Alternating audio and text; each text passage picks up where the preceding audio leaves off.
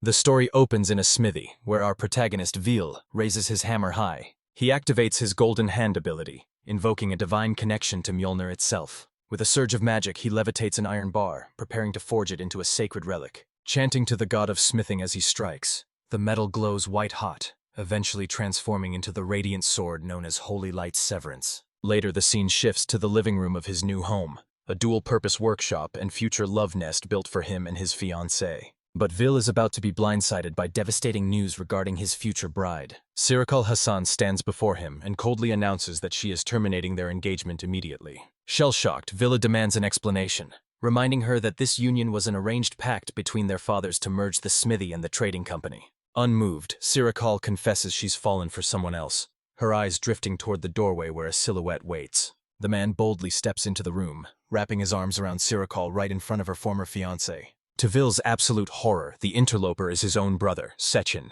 leaving him reeling as he demands to know how long this has been going on. Sechin smugly reveals it started after Sirakal's father died. While she was grieving, Vil was too busy prioritizing work. Sirakal twists the knife, adding that unlike Vile, Sechin was actually there to comfort and support her through the darkness. Vil tries to defend himself, insisting he had no choice.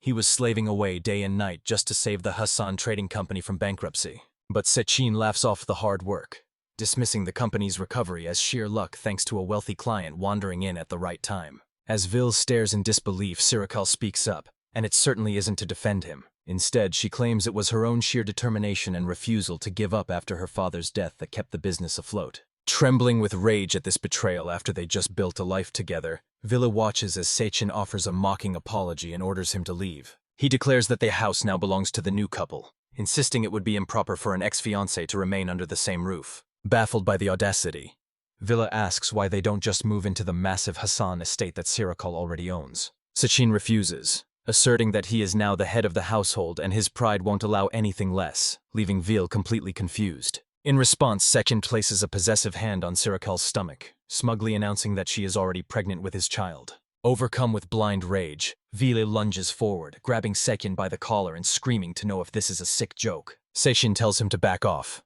warning him not to scare Sirakal, and only then does Vili notice her protectively cradling her belly. Realizing the horrifying truth, he shoves Sechin aside and turns to leave, spitting that they can keep the house, the store, and each other. He barely reaches the door before Sirakal calls out for him to stop, causing him to pause and ask what more she could possibly want. Shamelessly, she asks him not to abandon the shop, pointing out that her company still relies on the high-quality weapons only he can forge. Sechin immediately interrupts, insisting that he will manage the smithy from now on, even as Sirakal attempts to voice an objection. But Vil has heard enough. He throws the door open and storms out, declaring that from this moment on, he is done with all of them.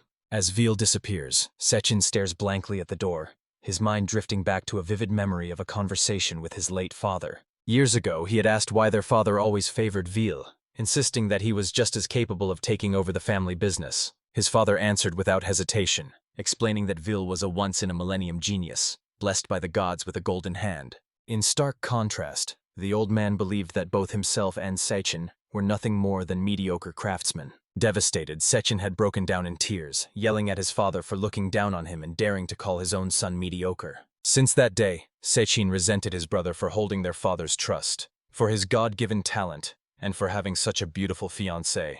That resentment slowly festered into hatred, fueling his twisted scheme to strip everything away from his superior brother. Suddenly, a knock breaks the silence, and a young woman enters flanked by knights, holding a bouquet and asking for the whereabouts of Master Hapusai. Sechin and Sirakal are stunned into silence before hastily bowing, realizing the girl standing before them is none other than Princess Anoros herself. The princess apologizes for the intrusion, explaining that she heard Vilcraft ran this smithy, and had brought the flowers to personally congratulate him. Sechin is left utterly confused, wondering why a royal princess would visit a random shop, and more importantly, how she knows Vili. Anoros approaches Sirakal, instantly recognizing her as the daughter of the Hassan Trading Company's president, and the woman engaged to Vil.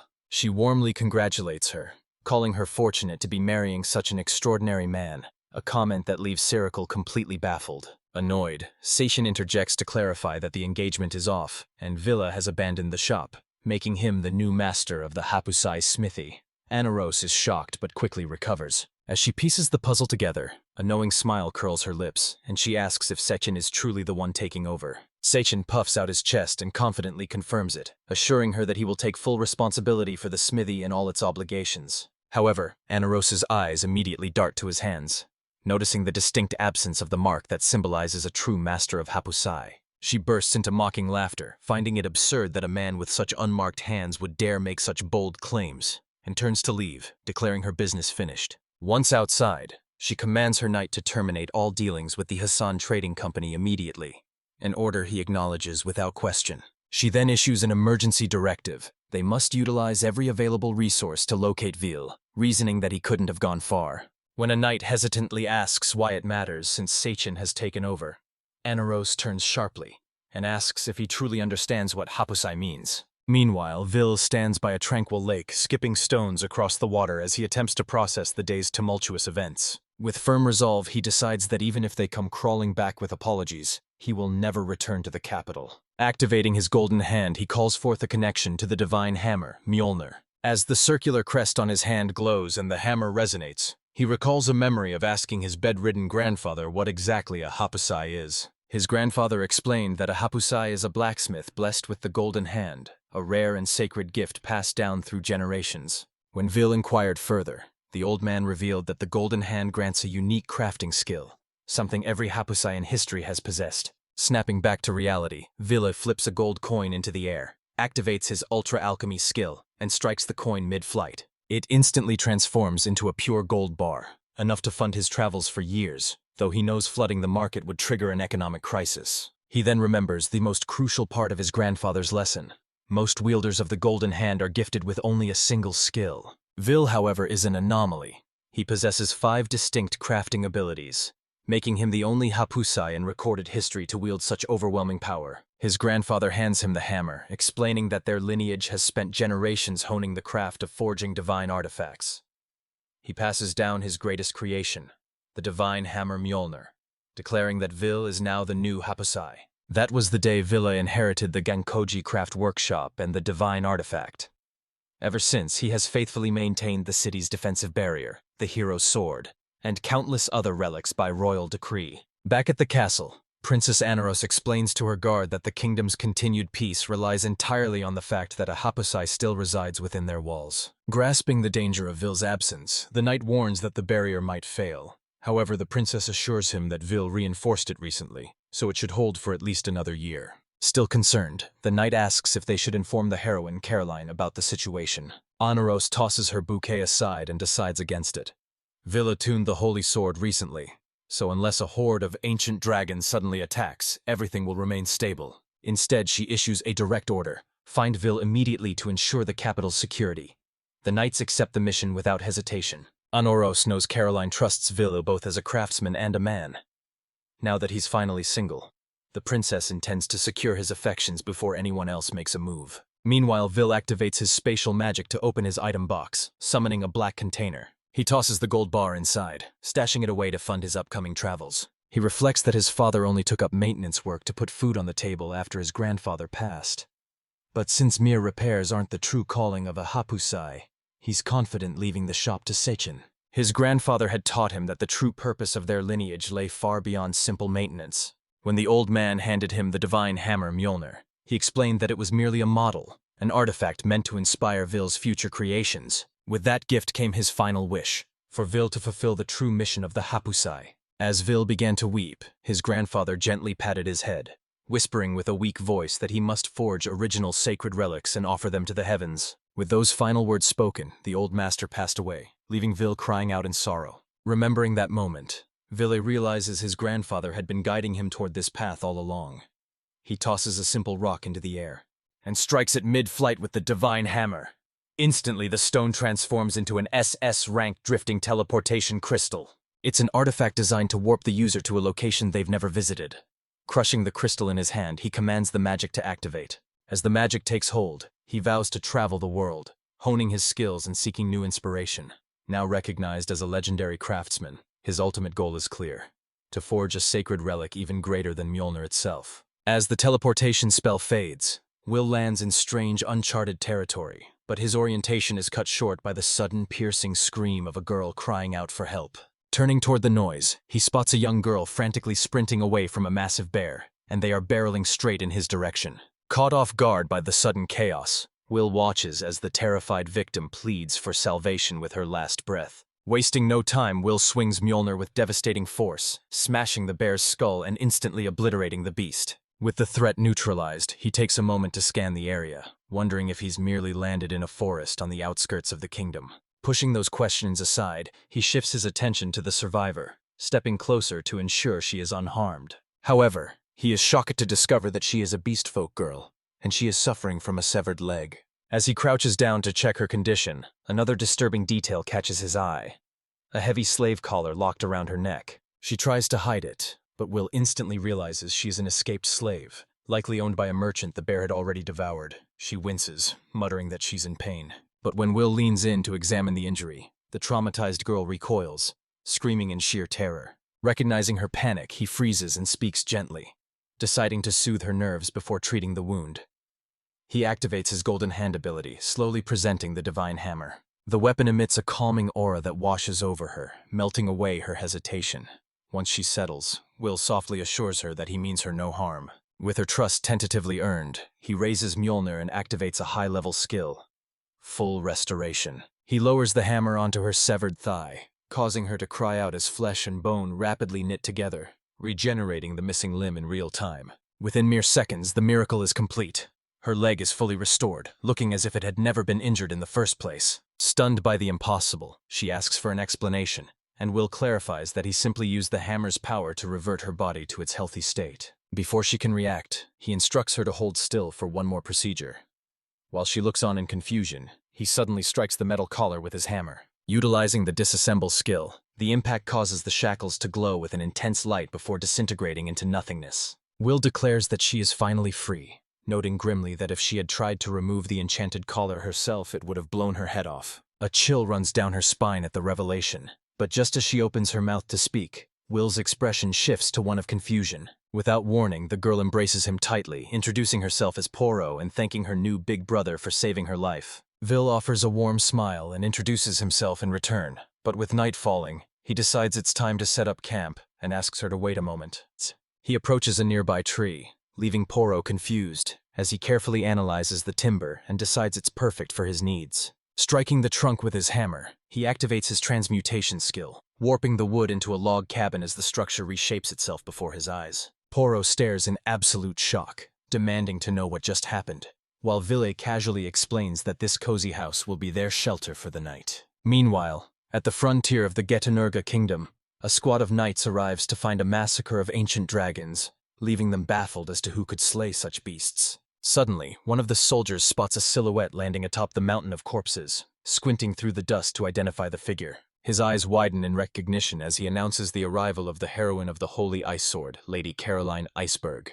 The knights immediately bow in respect, with one trembling voice asking if she truly defeated the entire horde by herself. Another knight interjects, insisting that Lady Caroline is the kingdom's essential protector, before respectfully asking her to accompany them back to the palace. She ignores the request completely, her gaze fixed on her blade as she notes a tiny chip in the metal. A knight begins to explain that wear and tear is normal, but he freezes, flustered to see the usually cold and stoic Caroline wearing a rare smile. Pulling up her hood, she mutters a cryptic excuse before vanishing in an instant, leaving the knights bewildered by her speed. In the blink of an eye, she teleports directly to the royal capital, humming a happy tune as she strolls down the street. Suddenly, her holy sword glows and transforms into a spirit cat, observing that its mistress seems to be in an unusually good mood. Brushing its tail against her cheek, the spirit teases her, asking if her excitement is due to an upcoming reunion with her beloved blacksmith prince. Caroline nods, confirming she can't wait to see Veal again, and the cat agrees, noting that no one maintains it with the same love and care that he does.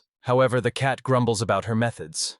Veal claimed the sword wouldn't chip unless she fought 100 dragons, so she slaughtered a horde just to break it and create an excuse to visit him. The spirit calls her completely hopeless, but Caroline simply smiles, admitting that her entire existence revolves around being near him. Arriving at the shop, she quickly uses magic to check her reflection in a conjured mirror, making sure she looks perfect while the cat rings the bell. Sechin answers the door, immediately turning on the charm as he invites the gorgeous guest inside. Caroline's excitement to see Will vanishes the instant she lays eyes on Seichin, prompting him to drop the act and greet her properly when he notices her cold expression. She asks for Will, but Seichin casually informs her that his brother has been fired, and that he is the shop's new owner effective immediately. The news makes her blood boil, and she glares at him while releasing a terrifying, menacing aura. Seichin trembles, wondering if he said something wrong, unaware that she is furious specifically because he kicked Will out. She points her blade at his throat, demanding Will's location for urgent repairs, though Seichin foolishly assumes she's just stressed about the broken weapon.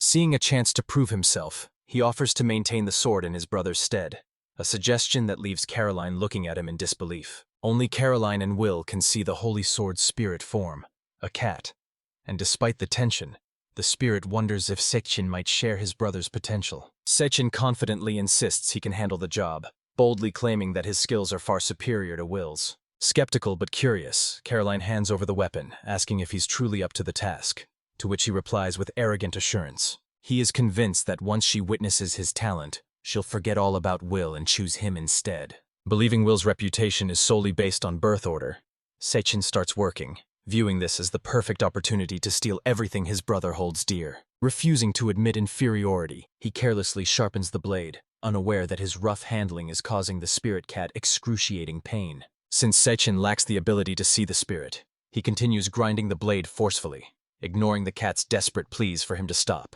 Unable to endure the torture any longer, the sword spirit unleashes a murderous aura, its face twisting into a monstrous, vengeful form. Terrified, Seichin feels an immense pressure threatening to snap his arm.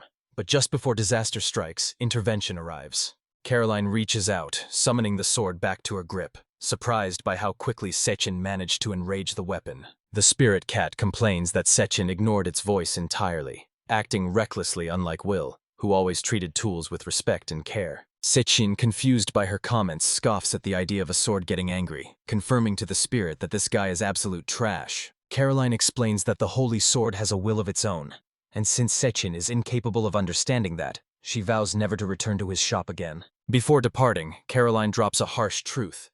Both she and the sword have seen through his facade, and he is worlds apart from his brother's talent. Seichin desperately begs her to wait, but she ignores him and keeps walking, brushing past Saracle, who has just returned to the shop. Confused by Caroline's exit, Saracle is startled when Seichin suddenly screams from behind, pleading for a second chance. He collapses to the floor in a pathetic heap, insisting that he is superior to his brother, which only leaves Saracle more bewildered. Her confusion turns to shock as she surveys the wrecked shop, demanding to know what on earth happened while she was gone. Trembling with fear, Seichin admits that he somehow offended Lady Caroline, and she has vowed never to set foot in their establishment again. He tries to downplay the disaster, claiming other customers will replace her, but his ignorance only makes Saracle's blood boil. She snaps, calling him an idiot and explaining that if Caroline hates them, the entire kingdom will follow suit, meaning their business is finished. Overwhelmed, Seichin screams at her to shut up, but she fires back, ordering him to quit whining and fix this mess immediately. Suddenly, an employee rushes to the entrance and informs President Saracle that the royal family has officially cancelled their order.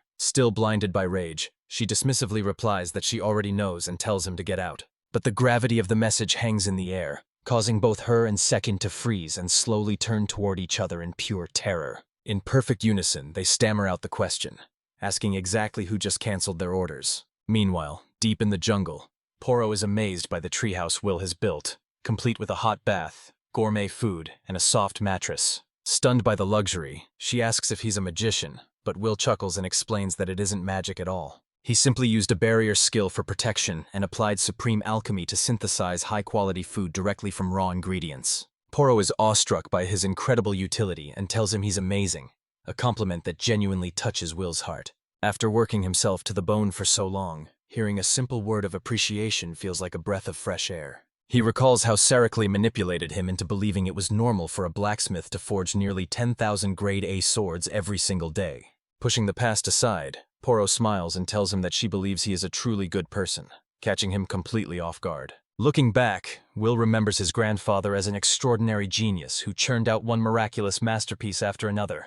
While his father lacked that raw talent, he made up for it with diligence, precision, and an unshakable desire to help others. To Will, they were the true geniuses, leaving him to feel inadequate by comparison. He views himself as nothing more than an ordinary blacksmith who picked up a few tricks and simply wants to see people smile. As he voices these thoughts, he looks up to find Poro fast asleep. Flustered, he mutters under his breath, wondering how she could doze off during his heartfelt monologue. Still, he takes comfort in her safety, realizing she must have been exhausted. With a gentle smile, he decides it's time to turn in for the night. Just like that, the two survive another night in the perilous jungle. However, as Will begins to stir the next morning, he yawns and calls out a casual greeting to Poro. Receiving no response, he assumes she's still snoozing and walks over to wake her up. But he freezes in his tracks, stunned to find someone entirely different. A beautiful older woman lying in Poro's place. Confused, he wonders who this stranger is until he spots the familiar ears and tail, sparking a wild, impossible realization. Before he can process the situation, the girl opens her eyes and cheerfully chirps, "Good morning, big brother," exactly the way Poro always does. Shocked to the core, Will realizes this woman really is Poro, and he frantically demands to know how she changed so drastically overnight. Poro inspects her new form and casually replies that it seems she has undergone an evolution. Moments later, as they depart the treehouse, Will has to tell her to slow down, struggling to keep up with her new pace. She pauses to thank him for the clothes he crafted, noting how comfortable and easy they are to move in. Still curious, Will presses for details on her transformation. Poro explains that when a monster, or a beastfolk with monster blood, absorbs enough mana, they evolve into a higher-tier species. Apparently, the food he cooked last night was overflowing with mana, which served as the catalyst for her sudden growth. Putting that aside, Will asks if she plans to keep following him. When he assures her that her presence isn't a burden, she lights up, admitting she has nowhere else to go anyway. Blushing slightly, she confesses that she wants to stay by his side. Seeing this new maturity, Will realizes that her appearance isn't the only thing that has changed. Then, completely out of left field, she leans in and whispers that they could try making a few kittens together, catching him entirely off guard. Flustered, Vil bolts away, screaming that he isn't ready for fatherhood, while Poro chases after him, begging him to slow down. He skids to a sudden halt as his feet splash into water. Both he and Poro are confused. The map says there should be a village here, but all they see is a swamp. Glancing around, Vil spots a signpost jutting out of the water marked Dead End, which strikes him as a rather ominous name for a settlement. Following the sign, they trudge deeper until the path disappears into a lake. Villa wonders where the village went, until Poro spots a group of people nearby and suggests they ask for directions. They approach the group, where Chief Arthur explains the grim reality. Dead End Village is currently sitting underwater thanks to recent torrential rains. Stranded, the villagers can only wait for the waters to recede. To make matters worse, there are no able-bodied youths left to help, and even if there were, the flooding is simply too severe. Hearing their plight, Villa decides to step in. Without a word of explanation, he marches toward the forest, ignoring Poro's confused questions about where he's going. Reaching a high vantage point, Vil scans the topography. When Poro asks what he's looking for, Vil replies that the situation is exactly as he suspected. The surrounding mountains form a natural basin, turning the village into a bowl that traps water. However, Vil already has a solution in mind to fix the drainage problem permanently. He grips his weapon and activates his Golden Arm ability, commanding Mjolnir to expand. The hammer instantly grows to a colossal size, stunning everyone watching.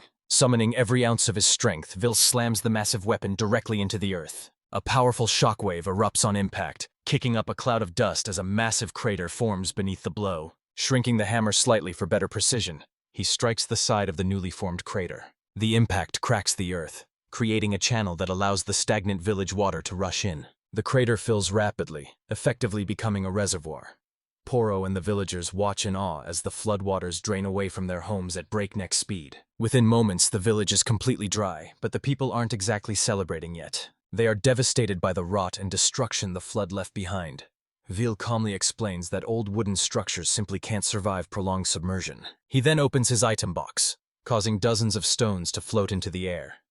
The confused chief asks what he's doing, but Vil remains silent, focused on his task. Instead, he activates his Golden Hand ability once more, slamming the ground to trigger his full restoration and creation skill. Instantly, the rotting wood begins to heal, while the floating stones reshape into bricks, assembling themselves into solid, reinforced walls. In the blink of an eye, the entire village is restored, standing stronger and more advanced than ever before. Cheers erupt as the villagers rush to admire their upgraded homes, leading the awestruck chief to ask if Vil is actually a legendary mage in disguise. Moments later, Vil and Poro are welcomed into the chief's residence, where the grateful residents bow in unison to honor their savior. Vil humbly waves off the praise, explaining that his golden hand ability made the massive renovation effortless. However, the chief insists on offering a reward, claiming their honor won't let the deed go unpaid, leaving Vil unsure of what to request. He eventually asks if they possess any unique weapons or tools, prompting the puzzled villagers to guide him toward an ancient shrine. Inside rests a sealed blade. Vil immediately detects its malevolent aura, recognizing it as a cursed demonic sword. The chief recounts a legend of a hero who used the weapon to slay an evil god, only to succumb to madness, forcing their ancestors to seal the cursed blade away. Vil picks up the weapon, surprised to find such a dangerous artifact hidden in a remote village, while the alarmed chief questions his safety, noting that mere contact usually causes unbearable pain. Vil assures him he's fine and orders Poro to wait outside with the chief, but she refuses to leave his side, determined to protect him. Relenting, Vil decides to resolve the matter quickly and draws his hammer, just as the chief adds a warning that a powerful witch once wielded the blade. Undeterred, Vil activates his decomposition skill and strikes the weapon, instantly shattering the bead-like seal binding it. As the chief watches in stunned silence, Vil carefully unsheathes the blade, revealing its rusty, blood-stained steel. He speaks to the weapon with unexpected gentleness, acknowledging the pain of being abandoned to rot beneath layers of gore and corrosion for centuries. When the confused chief asks who he's addressing, Vil calmly replies that by empathizing with the tool, he can hear its voice. Suddenly, a shadowy aura oozes from the metal. The chief restrains Poro from rushing in as Vil realizes the sinister curse is designed to drive its wielder into madness. The aura coalesces into a menacing spirit, shocking Vil as he stares down the manifestation and demands to know what it is. While Poro looks on in confusion, unable to see the entity, the chief calmly deduces that Vil is communicating with the sword's spirit. The chief explains that rare individuals can perceive the demonic spirits within blades, while Vil condemns the sword's evil nature, disgusted that a tool would reject its master rather than serve them. Sensing the escalating danger, the chief urges Vil to release the weapon before it consumes him. But Vil refuses, feeling a deep kinship with the weapon, shunned, sealed away, and feared as a harbinger of madness. And now he can hear its voice crying out in agony, pleading for salvation. Activating his golden hand ability, he declares that as a blacksmith, it is his solemn duty to repair broken tools. He vows to restore the blade, bestowing upon it a new name, Yozora. Utilizing his divine refinement skill, he strikes the steel, sending a massive pillar of aura shooting into the sky. Meanwhile, in the capital of the Gata Negra kingdom, Carolyn continues her fruitless search for Vil. Suddenly, the spirit beside her senses a disturbance. Caroline notices the shift and asks Corey what's wrong. Staring at the distant pillar of light, Corey replies that a new holy sword has just been born. Back in the village, as Vil strikes the final blow, the cursed sword begins to glow with an intense light. Its appearance shifts, transforming into a sleek katana, while the spirit of the blade, Yozora, manifests as a woman in a shrine maiden's outfit. She greets Vil as Master Blacksmith, before correcting herself to Creator. Vil gently asks if she's still in pain, but Yozora smiles, assuring him the agony is gone. She introduces herself as the Holy Sword of Darkness and thanks him for her name, leaving Vil shocked by her divine status. She explains that his efforts purified her from a demonic weapon into a holy sword. Meanwhile, the village chief looks on in confusion, unable to see the spirit. Poro, however, can see her clearly and whispers in awe of her beauty. Surprised, Yozora turns to the girl, asking if she is truly visible to her. Suddenly, Vil tosses the katana to Poro. She barely catches it, stammering that only chosen heroes are supposed to wield holy swords. But before she can protest further, her eyes widen as a dormant power stirs within her. Moving on instinct, she unsheathes the blade and performs a complex flurry of techniques with breathtaking grace and precision. As she finally sheathes the blade, she snaps out of her trance, bewildered. She's convinced the katana guided her, but Vil insists she keep the weapon. He explains that this success was only possible thanks to the inspiration she gave him earlier. When Poro questions this, Vil confirms it. He explains that he fed mana into the sword to help it evolve, just like he did for her. Yozora, fully awakened as a spirit, is astounded to discover that weapons can actually evolve, finding Will's ability to orchestrate such a feat incredibly impressive. Will explains that Far Eastern blacksmiths would engrave their names onto their blades, so by granting the katana a name with his golden hand, he infused it with power and evolved it into a holy sword. The village chief is thunderstruck by this revelation. Holy swords are typically divine gifts bestowed by descending apostles, so for a mere human to forge one is utterly unprecedented. Will recalls his grandfather's lifelong regret of never forging a holy sword himself, leaving the young blacksmith feeling a complex mix of pride and heavy burden. After all, he didn't craft this blade from scratch. He merely completed the work that someone else had begun. Still, seeing Yozora's joy makes it worthwhile, and he vows that one day, he will forge a divine relic entirely with his own hands. Meanwhile, miles away, Caroline's sword spirit, Kori, is stunned to witness a beam of mana erupting not from the heavens, but from the earth itself. This anomaly can only mean that a human has created a holy sword, and while Caroline is initially shocked, she quickly pieces the puzzle together.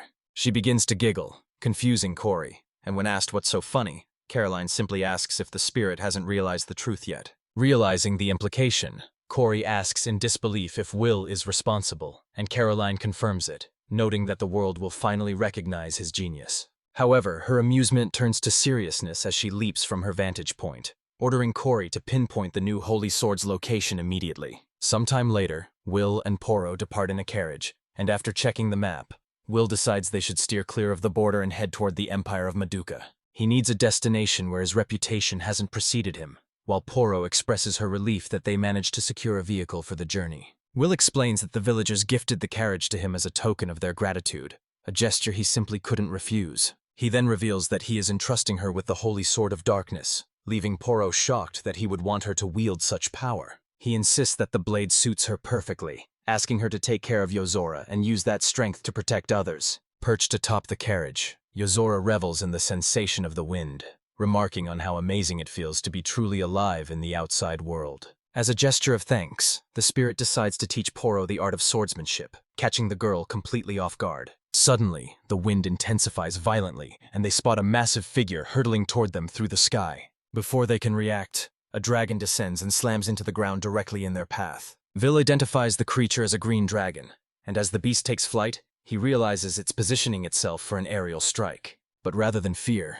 Vil feels fascination, eyeing the dragon's scales as premium material for crafting armor, which prompts Yozora to remark that her creator only sees monsters as walking resources. She suggests letting Poro handle the beast as a training exercise, leaving the girl flabbergasted that Yozora expects her to engage in actual combat. Vil agrees, eager to witness Yozora's capabilities, and as the dragon maneuvers for a dive bomb attack, Yozora commands Poro to prepare herself. They launch themselves toward the beast just as it begins gathering a torrent of flames in its maw. While Vil observes from the ground, a nervous Poro draws her blade. She blindly strikes the dragon's neck and calls out to Vil in triumph, only to realize the shallow wound wasn't nearly enough to stop it. To make matters worse, the dragon wheels around for a second charge, its jaws brimming with fire. Suspended in midair by Yozora's magic, panic consumes Poro, but the spirit gently instructs her to find her center. Guiding her hands, Yozora tells Poro to trust the blade, allowing it to synchronize with her heart. She urges Poro to open her eyes, reminding her that even in the deepest despair she must seize that single glimmer of hope.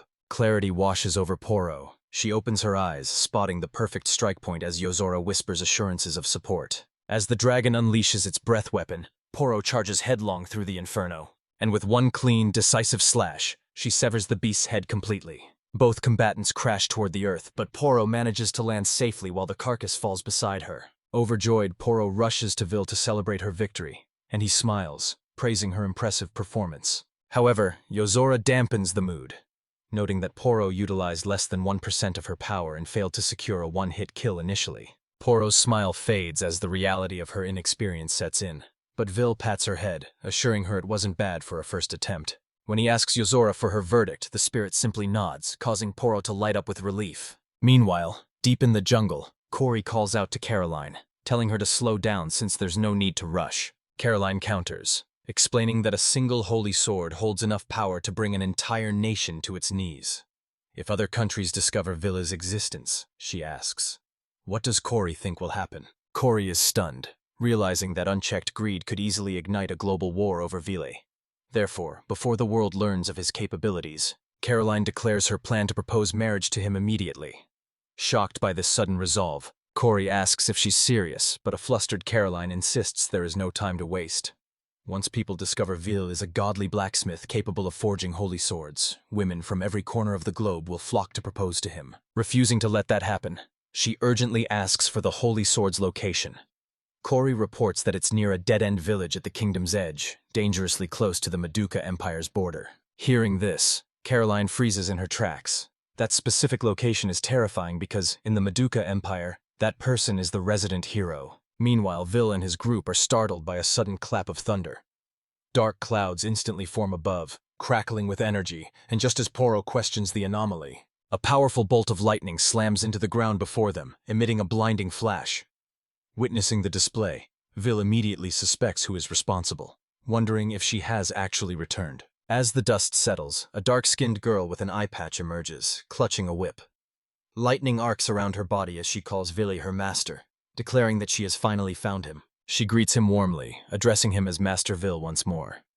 Confused and alarmed, Poro demands to know who the hell this stranger is and why she's using such a title. In response, the girl vanishes and reappears instantly behind Poro, scoffing that a mere beast girl is hardly capable of protecting her master. She prepares to attack, taunting Poro's speed. Poro spins around to strike back, ignoring Villa's desperate shouts for them to stop. Poro launches an offensive, but to her surprise, the girl easily blocks the blade with her whip. Poro is stunned. The whip is so incredibly sturdy that her sword trembles upon impact. She demands to know what kind of weapon could do that. The girl simply smirks, asking if Poro truly believes she's holding a mere whip. She lashes the weapon, causing it to crackle with electricity, and introduces her partner, the Holy Sword of Lightning, Thunderthorn. Poro is horrified to realize she is facing another Holy Sword wielder. Back on the road, Caroline stands frozen until Cory delivers the bad news. The Holy Sword of Lightning has officially made contact with Ville.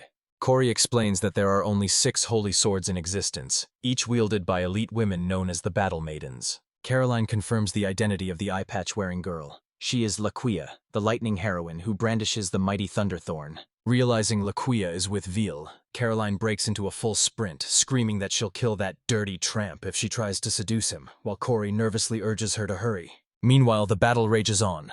Laquia manages to coil her whip around Poro's leg, securing a tight grip to immobilize her. Laquia laughs, taunting that she's snagged her target like a fish on a hook. Poro struggles to free her leg, striking the whip, but the weapon is so durable that her attacks are useless. Laquia mocks the girl's futile efforts, pointing out that even with a holy sword, she can't sever a simple lash. She releases Poro, claiming she has no interest in bullying children, before charging her whip with crackling electricity. Telling Poro to leave the fighting to the adults, she hurls a bolt of lightning straight at the defenseless girl. But just before the strike lands, Vil intervenes, deploying his almighty refinement skill to create an air shield. The lightning deflects off the barrier and obliterates a nearby mountain, leaving Yozora completely stunned by the destruction. Vil gently catches Poro as she falls, securing her safety now that the immediate danger has passed. He apologizes for letting her face such a formidable opponent alone, acknowledging Laquia's overwhelming strength. Laquia cracks her whip, declaring Poro too weak to be Ville's wife, though Ville tries to explain that their relationship isn't like that.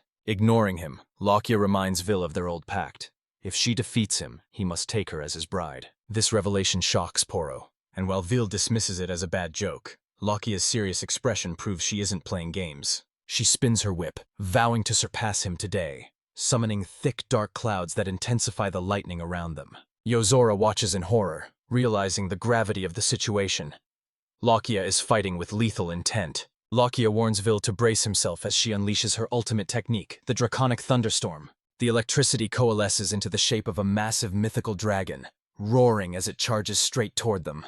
Yozora fears total annihilation, but Ville remains calm, deciding that he has no choice but to stop holding back. He hurls his divine hammer, activating almighty destruction at full power to pierce through the lightning dragon and shatter it instantly.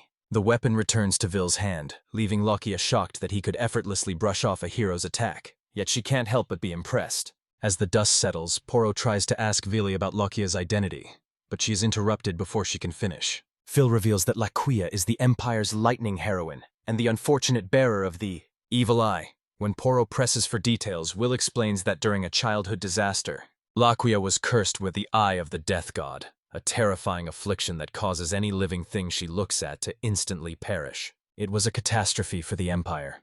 After countless failed attempts to cure her, they were left with no choice but to sentence her to death. However, they discovered she also wielded a holy sword. Too valuable to execute, they delayed the sentence and searched for a miracle worker, eventually finding Will. At the time, removing the evil eye was impossible, as the curse was far beyond his current capabilities. All he could do was suppress it with a magical seal. Laquia explains that she refuses to live in the shadows any longer, tired of being locked away in a dungeon. She has returned to the man who once saved her, convinced that he is her only salvation, and the one she truly loves. She doesn't want to be sheltered. She wants the strength to stand on her own. Recognizing his handiwork the moment a new holy sword was forged, she rushed here immediately. Remembering how he forged the holy sword, Will gets an idea.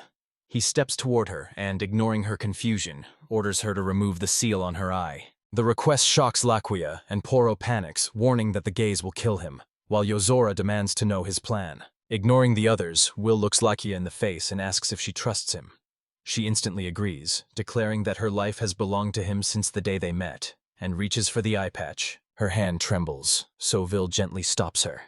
Assuring her it will be all right, he swiftly pulls the seal off himself. The cursed eye is exposed, revealing an ominous magic circle, and Vil immediately identifies the structural flaws embedded within it. Activating his golden arm, he unleashes his almighty refinement skill and literally hammers the magic circle within her eye. The process is incredibly intense, sending shockwaves and clouds of dust bursting through the room. When the dust settles, Laquia's eye is completely under control.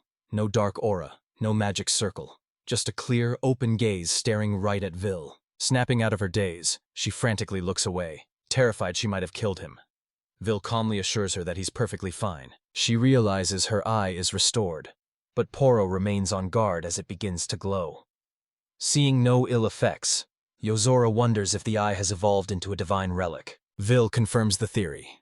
Just as he purified Yozora's demonic blade, he applied the same principle to Laquia's cursed eye, finding the cure hidden within the curse itself. Though the curse was intricate, he effortlessly dismantled it, reconstructing the missing fragments to fully rebirth the eye. Overwhelmed, Laquia rushes Vil, calling him her love and begging to be hit with another ultimate technique, leaving him completely baffled by her request. She straddles him, forcing him to tell her to back off, until a single teardrop suddenly lands on his face. Looking up, he sees tears of joy as she praises his skills and thanks him for breaking the curse, to which he gently notes that she's grown stronger. Taking that compliment as a green light, she immediately demands marriage, though Vil flatly rejects the idea. Meanwhile, back in the kingdom of Gitanerga, a scheme unfolds at the Hapusai shop. Seiken presses a sinister seal onto a rusted sword, branding it with a mark identical to the magic circle in Laquia's demonic eye. As the mark glows, the scrap metal transforms, reshaping itself into a pristine, high-quality weapon. Wearing a wicked grin, Seiken marvels at the power, realizing he can now mass-produce all the counterfeits he desires. He turns toward the shop's entrance, offering his gratitude to the mysterious figure standing there. The stranger dismisses the thanks, simply instructing him to make good use of the cursed false seal. Back with the group, Laquia declares that if she defeats Vil now, he belongs to her. Convinced her new divine eye will force him to fall in love. She lunges forward, activating the divine eye in an attempt to completely immobilize him. However, Vil sidesteps the attack effortlessly, causing her to tackle Poro, who ends up paralyzed instead. Baffled, she demands to know why he wasn't affected, but Vil explains that he installed a safety mechanism during the refinement process to make himself immune to his own magic. While Poro praises Vil's foresight, Laquia tears at her hair in frustration, realizing she blew her only chance to claim him. Sometime later, the party finally arrives within the borders of the Empire of Maduak. Inside the carriage, Laquia leans on Vil, admitting that while she can't announce a marriage, she's eager to tell the Empress that he restored her eye. When Vil asks about Her Majesty's condition, Poro calls back from the driver's seat, telling him he'll see for himself soon enough. They pull into the imperial capital, Carter, a city protected by a massive barrier dome that Vil finds breathtaking every time he sees it stretching across the sky. Poro is confused, but Vil points upward, asking if they can't see the massive barrier enveloping the entire town. Yozora explains that he is perceiving the city's defensive barrier. Normally invisible to the human eye, Vil's ability to see it proves his craftsmanship skills have reached a divine tier. Vil realizes his perception has sharpened significantly. Although he had performed maintenance on the barrier device in the Gai Tenerga kingdom, this is his first time witnessing the energy field with his own eyes. Later, Laquia escorts the group to the imperial palace, where they find an elderly woman resting on a chaise lounge. Laquia approaches respectfully, addressing the woman as Her Majesty and announcing her safe return. Poro is shocked that the Empire's ruler is a woman, but Laquia retorts that in this nation, strength is the only metric that matters, regardless of gender. She reveals that during a past catastrophe, Her Majesty Artemis led a private army to defend the nation, earning her the throne through sheer power and leadership. Empress Artemis smiles weakly at Vil, greeting him like an old friend, to which he bows, remarking that it feels like a lifetime has passed since they last met. This familiarity stuns Poro, but Laquia explains the connection. Empress Artemis was the very person who first commissioned Vil to break a curse. With a frail voice, Artemis thanks Vil for coming to Laquia's aid once again, while apologizing for not being in the best condition to receive him. When Poro asks about her health, Lakia solemnly confirms that the Empress's lungs are damaged beyond repair. Despite the Empire's advanced medicine, she is running out of time. Vil refuses to accept this, insisting that a woman of her strength will recover. But Artemis gently shuts him down. Her body is physically breaking apart, and the doctors have given her a terminal diagnosis. She claims to be at peace now that she has thanked him one last time. But Vil suddenly interrupts with a request. Recognizing him as the Empire's savior, she urges him to speak his mind. With her permission granted, Vil boldly asks to be allowed to repair her broken body, a proposal that leaves the Empress stunned. She reminds him that even the greatest healers failed to cure her.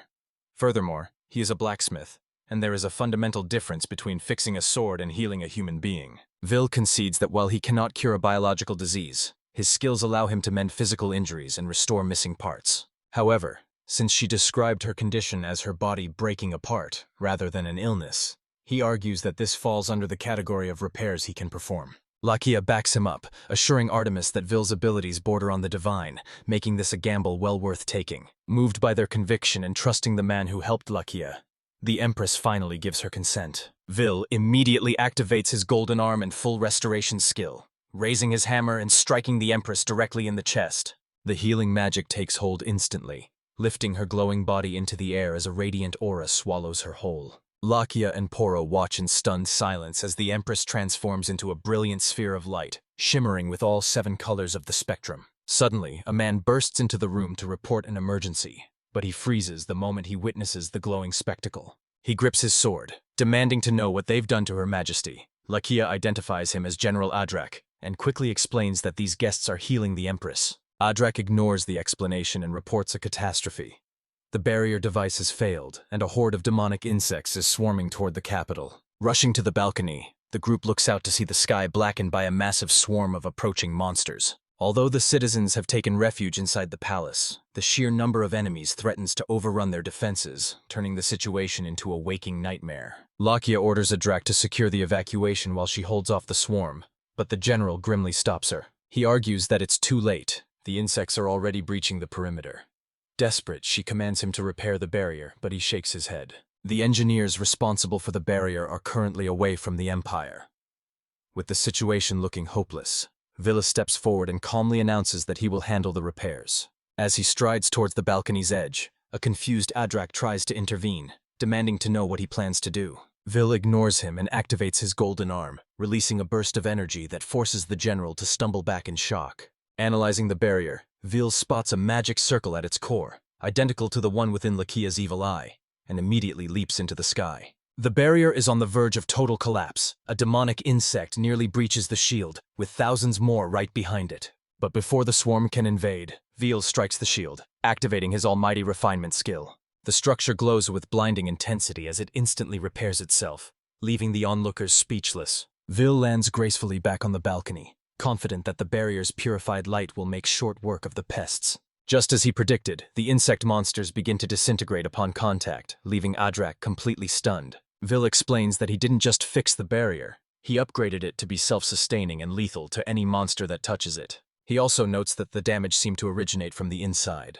Hearing this, Adrak reacts defensively, accusing Vil of lying since the barrier shouldn't be visible to the naked eye. Vil ignores the protests and presses on, noting that natural degradation wouldn't cause a total collapse, meaning the barrier was deliberately sabotaged. He draws attention to Adrak's profuse sweating, finding it suspicious that the man is panicking before any direct accusations have even been made. Suddenly, a voice rings out from the palace hall crying, "How shameless!"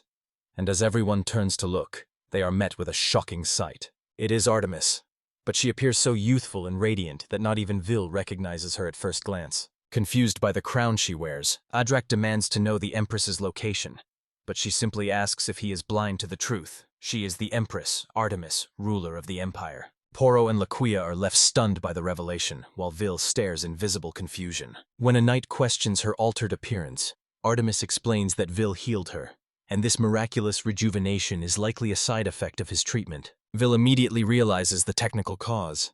His magic didn't just repair her cells, it replaced them entirely with new youthful ones. Witnessing this transformation, the citizens hail it as a divine miracle, chanting "Long live Her Majesty Artemis" in unison.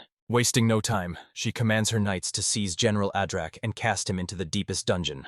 But as the guards move to apprehend him, Adrak violently shoves them aside. He tears open his suit to reveal a vest of explosives, screaming, "Glory to the Seven Powers!" as he triggers the detonator. However, before the bomb can go off, Artemis dashes forward with incredible speed and delivers a devastating kick, launching Adrak high into the sky like a rag doll. She coldly declares that anyone daring to harm her empire will find absolutely no mercy from its empress. High above the ground, Adrak detonates in a massive fireball, meeting his fiery end instantly. The crowd erupts into thunderous applause, cheering wildly and hailing Her Majesty Artemis for saving them. With the crisis averted, Artemis turns to Veal, asking how she can ever repay his kindness. But he simply smiles gently, claiming that seeing her smile is reward enough. Happy to oblige, Artemis beams at him with a genuine, blushing smile. Watching from the sidelines, Poro and Laquia realize that the unmarried empress is now a love rival, prompting them to agree on a temporary alliance to face this new threat together. Pushing that aside, Veal dwells on Adrex's final words,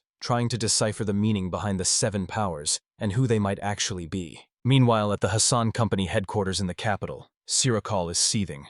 Ever since the royal family cut ties with her, the nobles have abandoned her in droves. The situation has become so critical that losing even a single major client now would spell the absolute end of her company. Her brooding is interrupted by a knock at the door, causing her to snap and aggressively demand to know who dares disturb her. The door swings open to reveal a woman that leaves Sirakal paralyzed with shock.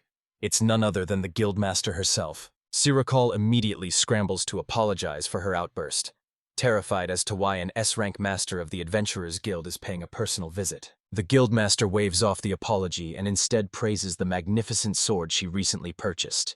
Realizing she's talking about one of Vil's creations, Sirakal puffs up with pride. The guildmaster continues, explaining that the blade was so impressive, she went ahead and ordered 50 more for the entire guild. With a casual wave of her hand, she summons a crate filled with the new order, kicking it open to retrieve a sample. Beaming with confidence, Sirakal claims they poured their heart and soul into the forging process, asking if the quality meets expectations as the guildmaster holds the weapon aloft. However, she notes that the balance feels wrong. She tosses the new sword into the air and instantly draws her own blade, the original masterpiece crafted by Vil. With a single strike, she slices the falling weapon in half. Sirakal collapses in horror as the broken pieces hit the floor, shedding their disguise to reveal rusty, low-quality iron beneath. The guildmaster narrows her eyes, exposing the scam. While the exterior mimics a high-grade weapon, the core is nothing but scrap. Sirakal is left speechless, unable to process the disaster. Her expression turns ice-cold as she declares that this fraud has endangered her subordinates' lives, and she will be suing the Hassan Company for everything they have. Terrified, Sirakal bursts into tears and clings to the guildmaster's leg, begging for mercy and swearing that a lawsuit would destroy them, promising this will never happen again. But the damage is done. The guildmaster looks down with pity, resigning herself to the fact that the Hassan Company is already dead in the water. Turning to leave, she coldly tells Sirakal that she'll see her in court, ignoring the merchant's desperate screams for her to wait. Meanwhile, back at the smithy, Sekin is busy mass-producing the counterfeits, marveling at how easy it is to stamp a fake seal on trash and pass it off as treasure. He gloats about his genius plan to buy scrap metal, mark it up, and sell it for a fortune, until his celebration is cut short. The door bursts open and Sirakal storms in, hurling the broken evidence at him and screaming for an explanation. Startled, Sechin demands an explanation, only to realize the broken blade is one of his own creations. Hearing his pathetic muttering, Sirakal asks the obvious question, are all his swords frauds? She reveals the harsh reality. Thanks to his incompetence, the entire Adventurers Guild is filing a massive lawsuit against them. Sechin attempts to brush it off, claiming they can simply sell more volume to cover the costs, insisting that modern customers only care about aesthetics anyway. Furious, Sirakal demands to know if he's lost his mind. She questions his integrity, asking if profit is the only thing that matters, and declares his shoddy work an insult to blacksmiths everywhere. Desperate to make him understand, she warns that these shortcuts will destroy their reputation forever, finally asking in disbelief if he's actually this delusional. She issues a simple challenge. If he truly believes he's superior to Will, all he has to do is forge a single A-rank sword, just one. But his hesitation confirms her worst fears. He can't do it, and despite his arrogance, he has no real skill, meaning they are on the brink of losing everything. In that moment, the blindfold lifts. She realizes Will was the true heart of the Hassan Company, and it was his craftsmanship alone that kept their business alive. Enraged by the mere mention of Will's name, Sechin snaps, asking if she expects him to go crawling back to that man for help.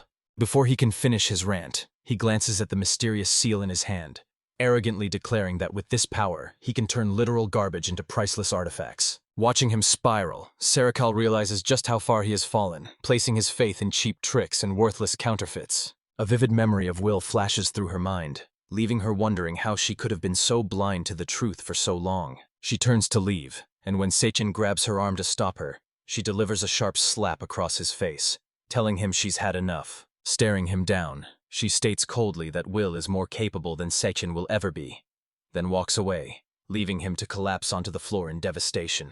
He mutters Will's name repeatedly, his voice dripping with bitterness, until a dark aura begins to rise from his body, fueled by his jealousy and the belief that Will always steals his glory. Something sinister takes hold as he curses Will with seething hatred, and the dark energy intensifies, expanding outward until it engulfs the entire smithy, while from a distance, the mysterious figure who gave him the seal watches the chaos unfold. A sinister, satisfied smirk curls across his face. Meanwhile, Will and Poro arrive at a rugged mountainous region, and Poro asks if they have finally reached their destination. Will confirms it, explaining that this land is Crowley, the fiefdom officially granted to him by Empress Artemis. Despite his humble refusal, the Empress insisted he accept the reward, declaring that the Empire owes its very survival to him 3 times over. Poro adds that since he has inherited the fief, he should be addressed as the Lord of Crowley, but Will finds the title too heavy and insists she stick to his name. He is far more interested in the land's mine, thankful that the Empress has already arranged for staff to manage the estate's daily operations. This frees him up to explore the depths and start building his workshop. But Poro spots a distant village and suggests they investigate it first. Upon arrival, they find the settlement eerily silent and void of life, leaving Will perplexed by the ghost town atmosphere. Their investigation is cut short by the sound of a terrified scream as someone comes sprinting in their direction. It turns out to be a young girl fleeing for her life, stumbling to the ground in sheer terror as a massive shadow looms over her. A monstrous lizard-like creature is hot on her heels, lunging forward to deliver a fatal strike. Will reacts instantly, casting almighty air prison to immobilize the beast and saving the girl with only a split second to spare. With the monster trapped, Poro draws her weapon to finish it off, declaring that preying on a defenseless child is an unforgivable sin. But before the blade lands, the girl desperately shields the beast, begging Poro not to hurt her grandfather. Poro freezes mid-strike, exchanging a bewildered glance with Will at the absurdity of the claim. She then introduces Will as the new Lord of Crowley, a revelation that leaves the terrified girl completely stunned. Suddenly, dozens of lizard men emerge from the shadows, kneeling before Will to beg for salvation, leaving Poro completely baffled by the bizarre turn of events. Moments later, they gather in the girl's home, where she sits alongside the other villagers and the beast she insists is her grandfather. She introduces herself as Noah and the creature as Lagaro, the village chief, revealing the shocking truth that this monster was once a human being. To prove her point, Noah unbuttons her dress and turns around to reveal her back. Patches of green, lizard-like scales cover her skin, a gruesome sight that leaves Will visibly shaken. She explains that this affliction is a curse from the white dragon god residing in the mountains, prompting Will to ask for more details. Noah describes it as an ancient wind deity. Anyone touched by its gale is marked, and as the curse spreads, they eventually devolve into mindless lizard men. Vil examines the lizard's head and spots the familiar crest, the exact same mark he saw on the barrier and in Laquia's cursed eyes. Realizing the connection, he immediately stands up, leaving Noah completely confused by his sudden resolve. He steps toward the beast and shatters the air prison, shocking both Noah and Poro with his recklessness. Without hesitation, he activates his Golden Hand ability. He strikes the creature's magic circle with a combination of almighty destruction and refinement, instantly reverting the lizard man back into the village chief. Overcome with relief, Noah rushes to embrace her grandfather, asking if he's hurt, but the chief assures her he's fully recovered. With the curse officially lifted, Noah explains that the new lord healed him, turning around to introduce Vil. But to her surprise, Poro is already organizing the other villagers into a line, allowing Vil to rapidly strike and heal them one by one. The spectacle leaves Noah and her grandfather standing there in absolute dumbfounded silence. As the villagers celebrate their restoration, Vil and Poro simply turn to make their exit. Noah chases after them, demanding to know their destination, and Vil grimly replies that he's targeting the White Dragon God, suspecting the 7 powers are involved. Later, Vil and Poro arrive at the White Dragon mountain range, discovering a ruin shrouded in dense, suffocating miasma. Poro apologizes for the heavy barrier she cast, noting that without it, they'd share the same grisly fate as the corpses littering the ground. Vil notes the miasma isn't the curse's source, while Poro, perched on a large tree trunk to scout, reports that the dragon god is missing. Suddenly, the log beneath her shifts and rises into the air, causing her to tumble off in confusion. She looks up and realizes with horror that she wasn't sitting on a tree, but on the tail of the white dragon god. Even worse, the dragon isn't white, it's pitch black, and its throat begins to swell like a bullfrog as it gathers flames. Poro remains frozen in terror as the beast unleashes a torrent of fire directly at her. Vil intervenes at the last second, intercepting the inferno with a defensive barrier. He boasts that this upgraded shield surpasses the one from the capital.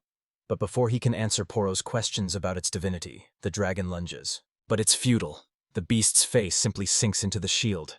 Will explains that his barrier doesn't just block miasma. Its elasticity is designed to absorb and nullify physical impact. The kinetic energy rebounds instantly, sending the massive dragon hurtling backward until it slams violently into the earth.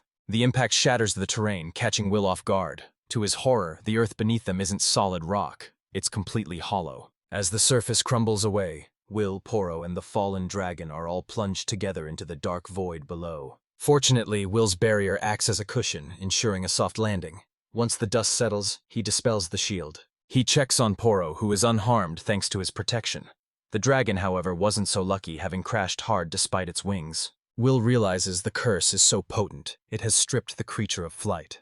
While Poro questions the nature of such dark magic, Will spots a clue that pieces the puzzle together. Ignoring the danger, he walks straight toward the beast, causing Poro to cry out in panic. Even the dragon flinches at his approach. Too weak to fight, the creature lets out a defensive roar. Poro nervously jokes that it might be holding a grudge for her stepping on its tail. But Will shakes his head. That isn't rage in the dragon's eyes, it's agonizing pain. Standing before the majestic beast, Will speaks with respect. He admits he doesn't know the source of its suffering, but promises that if it trusts him, he can restore its lost glory. Sensing the sincerity in the blacksmith's gaze, the dragon submits, lowering its massive head in acceptance. With the creature's permission granted, Will activates his golden hands, unleashing the full power of his almighty refinement skill upon the dragon's scales. Instantly, the corrupting black aura evaporates, and the dragon's body begins to heal, shedding the curse to reveal its true form. The transformation is immediate. The curse is shattered, and the beast stands restored in all its magnificence, just as Will had promised. The dragon marvels at the return of its brilliant scales.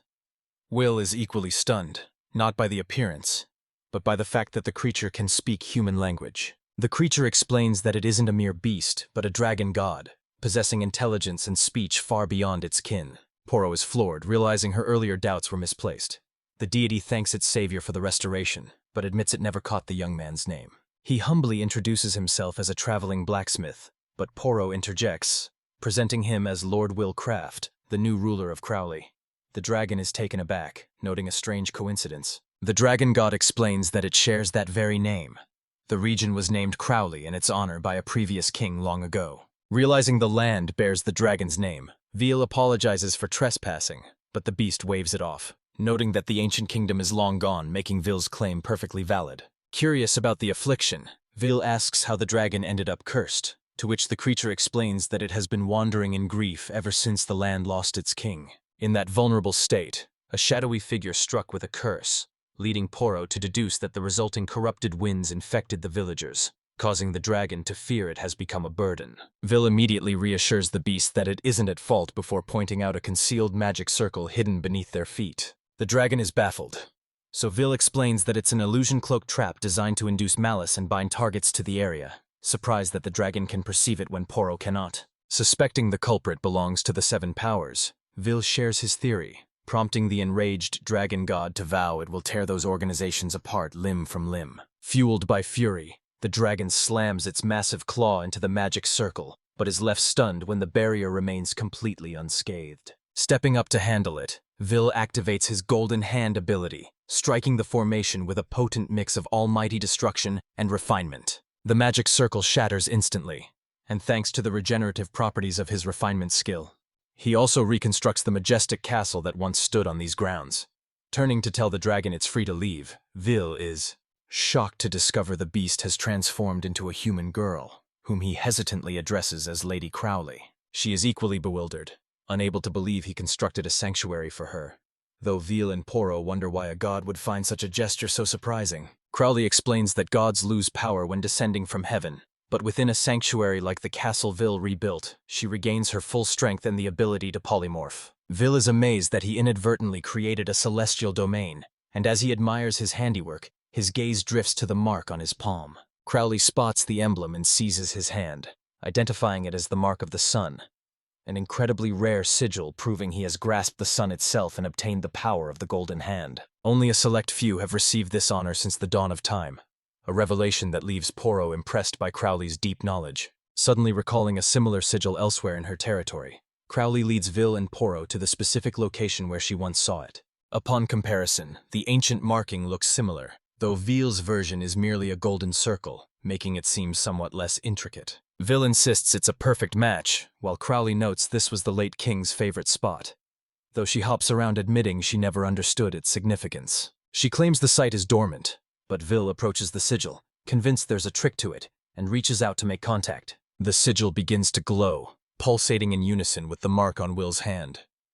His companions cry out in panic, but he can only focus on the resonance, wondering if the magic is about to drag him in. Before he can react, his vision goes blank. When Will finally opens his eyes, he finds himself standing in a completely unfamiliar location, instantly questioning his whereabouts. Suddenly, Crowley's voice echoes in his mind, asking if he's safe.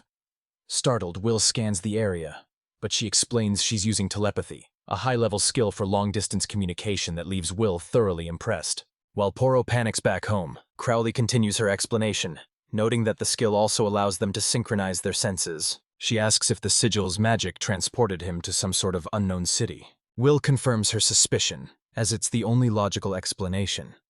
However, when he attempts to step forward, he slams right into an invisible barrier. He also notices a strange anomaly. Despite the daylight, there is no sun in the sky. Crowley asks if he's thinking what she is, and Will nods. They suspect this is actually a massive underground space, and the sky above is nothing more than an elaborate illusion. He believes the sigil was a gateway into this hidden city. It reminds him of the Hephaestus workshop, which, according to his grandfather, blocks intruders in the exact same way. Will realizes that while his mark granted him access, even a powerful dragon like Crowley couldn't enter, meaning this place is sealed to everyone else. Crowley admits that while she appreciates the confidence, she has her limits. Will agrees, but his attention is drawn to a floating circular sigil that resembles the mark on his hand. Sensing a unique energy radiating from it, he reaches out to touch it. The sigil instantly vanishes, revealing a massive gate that leaves him completely stunned. Crowley is equally shocked, identifying this as an ultra-rare, impossible-tier dungeon known as the Fall, one of the legendary Seven Hills. As Will presses for details, Crowley explains that these ancient dungeons are scattered across the globe, but the Fall is the first to ever be discovered. Since there are no lingering traces of magical power, which humans usually leave behind, it implies Will is the very first person to step inside. He steps through the gate, his mind racing. If this sigil was truly created by a smith of Hephaestus, it's baffling that no one has ever found this place before. Suddenly, he spots a vein of ore glistening on the wall. After a closer inspection, Will realizes it's neither adamantite nor divine iron. His eyes sparkle with excitement. This is a completely unknown mineral. The potential for forging new tools makes this a resource he absolutely must have. However, Crowley warns him that according to dungeon lore, these walls are indestructible, making extraction impossible. But before she can finish, Will activates his almighty destruction skill combined with decomposition, shattering the wall effortlessly. A flabbergasted Crowley demands to know if that terrifying power is really something a mere blacksmith should possess. Will is confused by her reaction, but Crowley explains the gravity of the situation. If his skill is powerful enough to shatter a dungeon wall, it could wipe out everything with a single strike, and she demands to know if he grasps the danger. Will shrugs it off with total indifference, summoning his item box to stow the ore. Crowley is aghast at his nonchalance and questions the mysterious container. But when Will innocently asks if she means his storage box, she snaps back in frustration.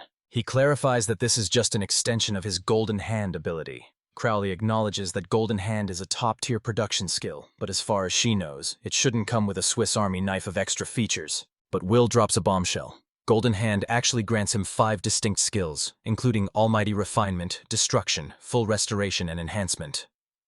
As Crowley stares in disbelief, Will prepares to mention the final one. He hesitates to name the 5th skill, admitting he's not exactly fond of it. Cutting the conversation short, he decides to focus on mapping the dungeon instead. though Crowley points out that he'll need to physically explore the area first. But Will pulls out paper and graphite, claiming the map is already done. Before the confused dragon can question him, Will taps the materials and activates Almighty Refinement. A detailed map instantly materializes on the page, and he invites Crowley to take a look. She is flabbergasted, unable to comprehend how he casually produced such a complex layout without moving a muscle. She demands to know when he scanned the labyrinth. Will explains that the vibrations from his earlier hammer strike acted like sonar, mapping the entire floor instantly. Impressed by this bat-like echolocation, Crowley wonders if there's anything this man can't do. Will brushes off the praise, simply stating that making things is just part of the job description for a blacksmith. Moments later, the floor sigil activates, transporting Will out of the dungeon. Before he can even announce his return, Poro rushes forward and tackles him with a tight embrace. Tears stream down her face as she sobs, terrified that she had lost him forever. Will is confused, insisting he was barely gone for an hour. Crowley corrects him, revealing that time dilates within the dungeon. He's actually been missing for 10 whole days, leaving Will stunned. To make amends, he gifts Poro a handcrafted hairpin. After placing it in her hair, he steps back and tests it out. It's actually a communication device allowing them to speak across any distance, causing Poro to blush at the thoughtful gesture. As Poro happily hugs him again, Crowley asks if the item mimics telepathy. Will admits he copied the concept from her, shocking the dragon. He just casually replicated a biological skill exclusive to her species. Having had her mind blown one too many times, Crowley decides to stop questioning his logic. With the reunion settled, Will turns to her with a new request. Meanwhile, back at Lamont Village, the residents Will previously cured are hard at work repairing their damaged homes and infrastructure. The village chief is laboring alongside them, coughing heavily as his granddaughter, Noah, begs him to rest. But the stubborn elder refuses, determined to rebuild their home as quickly as possible. As Noah pleads with him, a voice booms from above, declaring that he'll take over the heavy lifting. Confused, Noah looks skyward to identify the speaker. It's Will, making a grand entrance while riding atop Crowley in her majestic white dragon god form. Will touches down and introduces the deity to Noah. But instead of awe, the mention of the white dragon god triggers a panic, sending the villagers fleeing from what legends describe as a cursed beast. Crowley is heartbroken by their fear and turns to leave, convinced she's unwanted. But just as she spreads her wings, Vil calls out for her to stop. As she hesitates, Poro announces that Vil has broken the curse. The panic subsides as Vil steps forward, proclaiming that this land will never be plagued again. He frames the white dragon god as a fellow victim who has returned to make amends. Crowley is baffled by this apology, but Vil shoots her a knowing look, urging her to play along. He plucks a single scale from her skin, claiming it's the perfect catalyst. While Crowley stands there confused, Vil tosses the scale high into the air and activates his golden hand. Using Almighty Refinement, he strikes the falling scale, conjuring a complex magic circle on the ground that instantly begins to construct a new structure. Stone rises rapidly, forming a magnificent fountain carved in the likeness of Crowley's dragon form. Crystal clear water begins to cascade from the statue's mouth. The village chief stares in awe as the water gleams with prismatic colors. He calls Noah forward, and the villagers gasp in astonishment at the magical display. As the mist touches their skin, the chief feels a surge of rejuvenating energy. Noah and the others feel the same, their fatigue washing away in the soothing light. Crowley is still lost, so Vil explains his plan. Since her scales possess natural healing properties, he crafted a fountain to share that gift with the village forever. Vil addresses the crowd, declaring this miracle to be the white dragon's true power, water that will instantly cure any illness or wound. He presents the fountain as her sincere apology and asks them to accept her grace. Overjoyed, the villagers bow before Crowley, offering her their deepest gratitude. Moved by their acceptance, Crowley whispers Vil's name, thanking him for turning a disaster into a new beginning. He smiles back, but the moment is interrupted when a messenger owl swoops down and lands heavily on his shoulder. He retrieves a tiny scroll from its leg, and the bird takes flight immediately as Vil unrolls the message. The note is urgent. He must return to the imperial capital immediately. The hero, Lady Caroline, has been critically injured by an unidentified monster. 4 hours earlier, near the city of Carter, a sentry on the ramparts spots a beast attacking a traveler and sounds the alarm. The traveler is Caroline, en route to meet Vil. She was ambushed just outside the Empire's borders, and despite her strength, she's taking heavy damage. Her attacks bounce harmlessly off the giant cephalopod. Corey warns her that this enemy is in a league of its own, and they won't survive unless they use their ultimate technique. Caroline nods and leaps into the air, spinning her blade.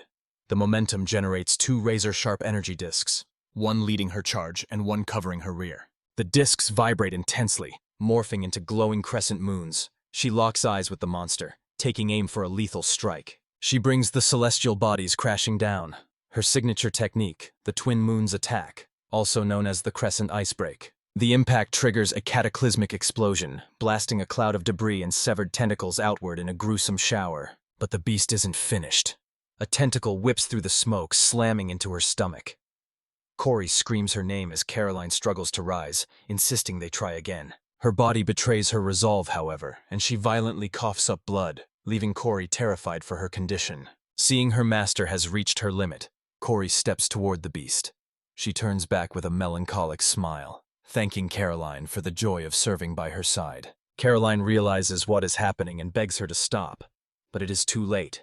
The holy swords fly from her grasp, merging directly with Corey's spiritual form. Unleashing the forbidden art, Absolute Zero, Corey burns through her entire life force to manifest physically and freeze the monstrosity solid. Caroline's desperate screams fade into silence as she abruptly awakens in a recovery room, her wounds bandaged.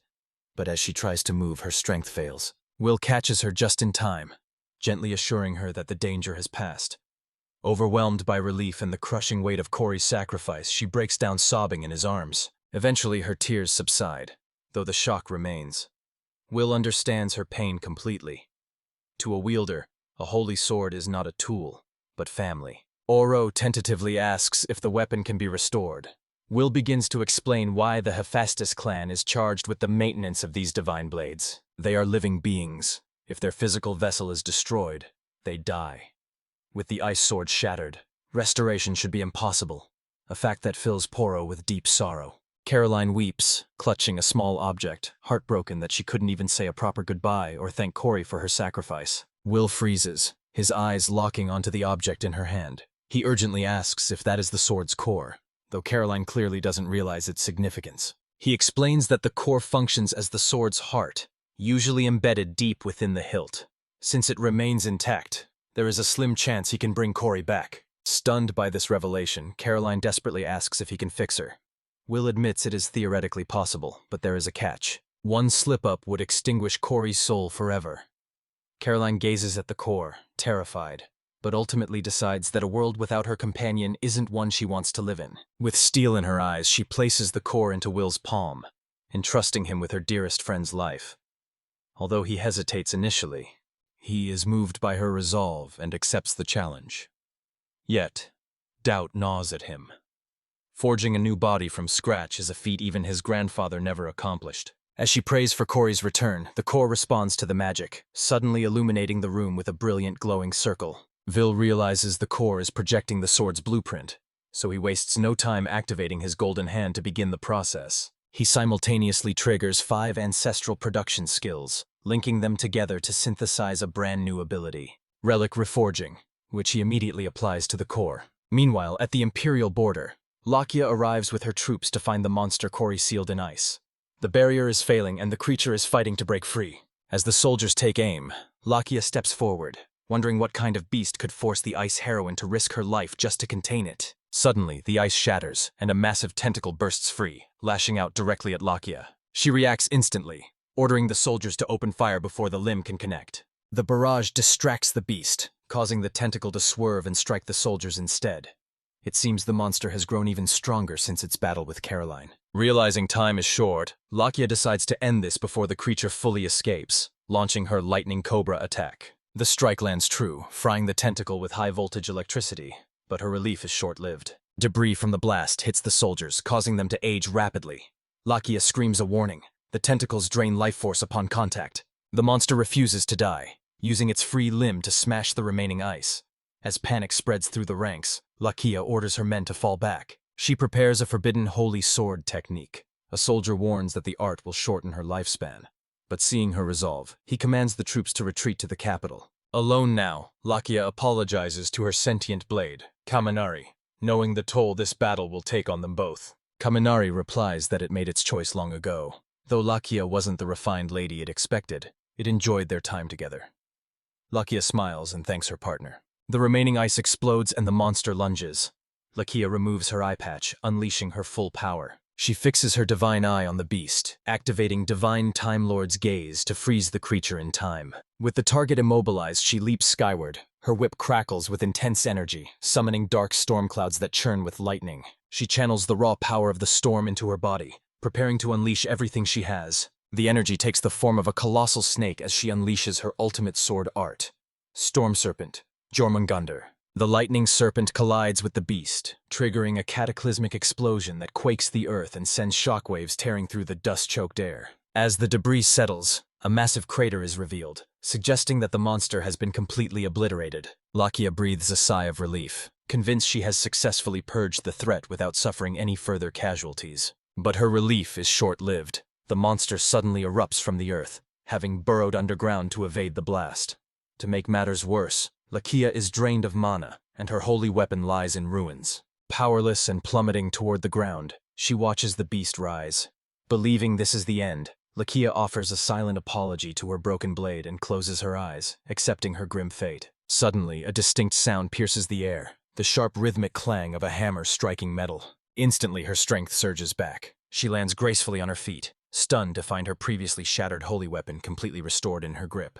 As she stares at the weapon in disbelief, she suddenly senses a powerful presence standing behind her. It is Vils, accompanied by Poro and Crowley. Before the monster can strike, Crowley instantly deploys a barrier, blocking the attack with a fraction of a second to spare. As the beast retracts its tentacles, Vils stares at the creature, silently contemplating the true purpose of a weapon. Recalling his recent work, he reflects that while a weapon is a tool for self-defense, it is also much more. It is an extension of the wielder's very soul. This realization ignites a fury within him. He is enraged that this monster dared to break something so precious and inflict pain upon those under his protection.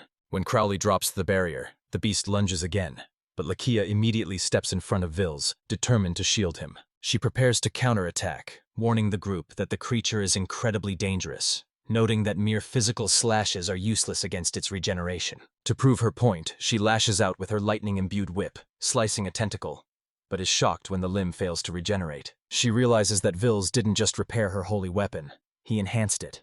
A wave of gratitude and confidence washes over her.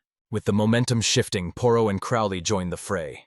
Poro severs a tentacle with precision, while Crowley engulfs another in a torrent of breath fire. As Poro moves to strike again, Yozora shouts a warning. Direct contact with the tentacles transmits a curse that drains the energy from holy blades. Suddenly, Crowley notices the monster's body convulsing. It undergoes a grotesque transformation, morphing into a completely different entity known as the Divine Lion. While Lakia reels from the transformation, the beast unleashes a chaotic barrage of tentacles, overwhelming the group and forcing Poro and the others into a desperate defensive dance. Vil quickly orders the group back and targets himself with his almighty refinement skill. The result is a massive physical enhancement. As Poro watches in shock, Vil tells them to leave the cub to him. The monster closes the distance instantly, but Vil effortlessly dodges, mocking the creature for being too slow. Poro is stunned by Vil's newfound speed, but before he can answer, the monster strikes again. Vil evades once more, shattering the creature's claws in the process. He explains that his skill allows him to restructure his own body, turning him into a literal superhuman for a short time. As the party appraises his stats, Crowley screams for him to stop, realizing the lion is cursed just like she was. Vil notices a jewel embedded in the monster's forehead, suspecting the vile object is the source of the curse. The beast clutches its head in agony. Vil realizes the jewel is rooted in its brain, and Loki notes that forceful removal could be fatal. Vil analyzes the twisted design of the cursed seal, but the monster snaps from the pain and charges him. Already prepared, Vil swings his hammer, remarking that this thing is in need of some serious repairs. Combining almighty refinement and destruction, he enlarges the hammer and lands a precision strike on the jewel. The cursed circle shatters instantly, emitting a blinding light and a shockwave that shakes the battlefield. As the dust clears, Crowley calls out anxiously, but the beast is alive. Vil assures the collapsing creature that the curse is finally gone. The lion is confused about its survival, while Vil is taken aback to realize the beast is actually a female. She expresses relief that she's safe, bursting into tears and thanking Vil with heartfelt gratitude for ending her madness. He gently pats her head, saying it was no problem. The lioness departs, promising that fate will reunite them someday. Laki is frustrated that she has to compete with a lioness now. But as Vil comments on her energy, something attacks from nowhere. It turns out to be the curse itself, which had been hiding within a soldier's body nearby. It fully emerges from the ground in its true form, demanding to know how the lioness survived the jewel's destruction. Realizing the curse has dropped its disguise, Will asks if its main body has been cowering underground, spying through the night's eye all this time. The entity demands to know how Will understands its methods. Will shrugs, admitting he knows nothing of its ways. He merely analyzed the structure of a garbage tier item to figure it out. Since the monster enjoys toying with life, Will vows to correct its twisted nature. The curse bursts into laughter, boasting that it was forged from the 7 greatest cursed objects, a being known as a Tsumukigami. Believing its path is glorious, it warns Will not to interfere with its divine mission to obliterate the sacred relics. Will retorts that before it can destroy anything, he's going to dismantle and purge it from existence. Suddenly the curse lunges with its appendage-like hands, causing the girls to scream Will's name in terror. Will realizes that a single touch from those tendrils means instant consumption. Unable to attack directly, he uses almighty refinement to activate a sub-skill, Steel Spear Forest. True to the name, a forest of spears erupts from the ground to skewer the incoming limbs, leaving Will to wonder if the counterattack worked. But the hands phase right through the steel and strike him, sending Poro and the others into a panic. The curse mocks Will for his foolishness, declaring that a god cannot be harmed by mere human creations. Only objects touched by the divine can leave a scratch. Will leaps into the air, activating his golden hand. If that's the rule, he's more than happy to test the theory. He establishes a connection with the divine hammer Mjolnir and hurls a weapon at the beast. The curse fuses all its limbs into one massive hand, attempting to catch and crush the incoming projectile. But it's not a hammer. It's a holy sword. The blade pierces the curse, inflicting critical damage. Shocked, the monster demands to know how Will possesses such a weapon. Will explains that while his true sacred relic is the hammer, he can't risk losing his only copy. Instead, he forged this sword using the container floating above him. The sword rapidly degrades and disintegrates. Will reveals that since only sacred relics can harm a god, he used magic to create a temporary fake that lasts 1 minute. As the curse reels, Will admits he hates resorting to this skill. It's his 5th skill, Infinite Forgeries. Upon activation, the sky fills with the same containers he used to forge the sword. As the curse stares in confusion, Will explains that these boxes hold the memories of holy swords once wielded by the Golden Hand's previous owner, allowing him to replicate them. Furthermore, as long as he has mana, he can temporarily recreate any item, regardless of its nature. As he speaks, an arsenal of holy weapons emerges from the boxes, all aimed directly at the curse, leaving the entity utterly shocked. Poro watches in shock, asking if these are all sacred relics, while Wallachia identifies legendary weapons like Aegis, Gungnir, and Excalibur.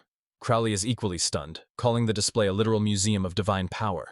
As Vil prepares his strike, the curse launches a sneak attack, sending tentacle-like appendages bursting from the ground to declare that the battle isn't over yet. Poro shouts a warning, but Vil is already 1 step ahead. The warning proves unnecessary as Vil intercepts the ambush, summoning sacred relics from the earth to instantly shred the tendrils. As the monster screams in agony, it demands to know if Vil created relics underground as well. Ignoring the question, Vil quietly apologizes to his weapons as they flicker into existence, before launching the entire arsenal directly at the curse. Bombarded by the sacred barrage, the curse is utterly obliterated, but not before using its dying breath to prophesy that the 7 powers will one day be Vil's undoing. Moments later, as Vil catches his breath, Poro tries to feed him an apple, only for Caroline to scold her. Wallachia interrupts them both, insisting that as his future wife, it is her duty to tend to his needs. Caroline fires back, noting that Wallachia has never actually defeated Vil in combat. Irritated, the princess snaps that she doesn't need an old hag keeping score, and while they bicker, Poro sneakily offers the apple again. But since his mana has already recovered, Vil declines the offer, suggesting they share the fruit among themselves instead. They refuse in perfect unison, insisting he must eat from their hands to recover properly. Vil finds it hilarious how they can switch from fighting to perfect synchronization instantly, and a new voice chimes in to agree. It's Empress Artemis, who has arrived to check on his condition. She gently takes his hand, suggesting he receive a comprehensive medical examination, considering he is now the Empire's most valuable treasure. Caroline immediately intervenes, demanding to know exactly what Artemis means by claiming Vil as her Empire's treasure. She argues that Vil is a citizen of the Gi-Tenerga kingdom and cannot be claimed so arbitrarily. However, Vil explains that since Artemis bestowed a noble title upon him, the claim is valid. Hearing this, Caroline tears up, asking in disbelief if he has truly defected to the Empire. As she laments this unexpected turn of events, Vil gently assures her that everything is going to be all right. Flashing a bright smile, he promises that no matter what happens or where he goes, he will always take care of her. Caroline is stunned by his bold declaration. Taking his words in a romantic sense, steam practically rises from her ears as her face turns beet red with embarrassment. She dashes out of the room to cool off, leaving Vil confused.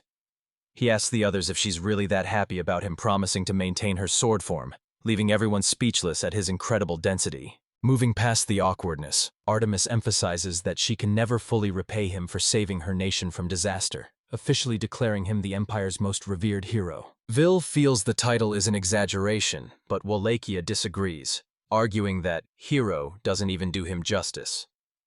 Without his arrival, the Tsumukigami's overwhelming power would have certainly doomed the entire empire. To show their deepest gratitude, the Empress lowers her head in respect, while Wallachia offers a formal 90-degree bow. Moved by their sincerity, Vil accepts the gesture but humbly rejects the title, insisting that he simply did what anyone else would have done. He insists his victory over the Tsumukigami was sheer luck, claiming his abilities just happened to counter the curse. He attributes the win to the strength of his sacred relic, shrugging it off as mere flailing. Charmed by his humility, the girls giggle, with Poro noting that he truly is a one-of-a-kind oddball. Meanwhile, in the kingdom of Gaitanerga, Sirikal is violently thrown out of the Comet Emporium. Desperate, she pounds on the door, tearfully begging them to support the Hassan Trading Company, as she has nowhere else to turn. The shop owner suddenly throws the door open, but instead of help, he shoves a newspaper directly into her face. The headline screams that the Hassan Trading Company is facing imminent bankruptcy. The owner sneers that a business built on lies deserves to rot, slamming the door shut and ordering her to vanish. Sirikal is left devastated. With this final rejection, there are no smiths left to forge for her, and no customers willing to buy her goods. Realizing she is powerless to save her company, she breaks down in tears and decides to track down Sechin for answers. Meanwhile, in the capital, Sechin arrives dragging a large sack, clutching the false seal tightly in his hand. He looks absolutely repulsive, swarmed by flies, causing passers-by to cover their noses and step aside in disgust. Worse yet, the false seal emits a sinister dark aura. Sechin giggles mischievously, noting the abundance of potential victims in the crowd. Dropping his sack, he shouts for attention, declaring that he has crafted items so magnificent they are worth dying for. Intrigued, a few nearby adventurers debate checking it out. Overhearing them, Sechin eagerly unties his sack, promising them it's their lucky day. He reveals a collection of gleaming weaponry, urging them to behold his masterpieces. The adventurers are instantly captivated. One adventurer gasps, recognizing legendary names like Excalibur, Aegis, Gaibolg, and Levitine. Sechin announces that these myths can be theirs for a mere 1,000 gold each. As an adventurer marvels at the dirt-cheap price of Excalibur, Sechin internally mocks the gullible fools. In reality, these are worthless scraps forged by the false seal. He plans to use this fortune to impress Sirikal, and his greed causes the seal to pulse with an even darker energy. A mage steps up to test the blade, conjuring an icicle target. He apologizes for his novice magic, but the swordsman raises the weapon, ready to strike as Sechin cheers him on. The blade slices through the ice like butter, stunning the adventurer. Even Sechin lets out an awkward laugh, surprised that his junk weapon actually performed well. Quickly recovering, Sechin credits the power of the legendary gear, causing a frenzy as the crowd rushes forward to buy. However, the adventurer who tested the sword suddenly shouts for everyone to wait.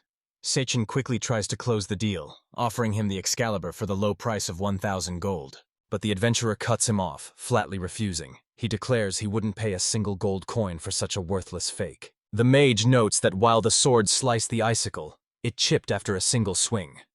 This revelation sparks immediate doubt among the adventurers, who begin to suspect the weapons are nothing but fakes. Sechin insists that minor damage is normal, but the adventurer shuts him down.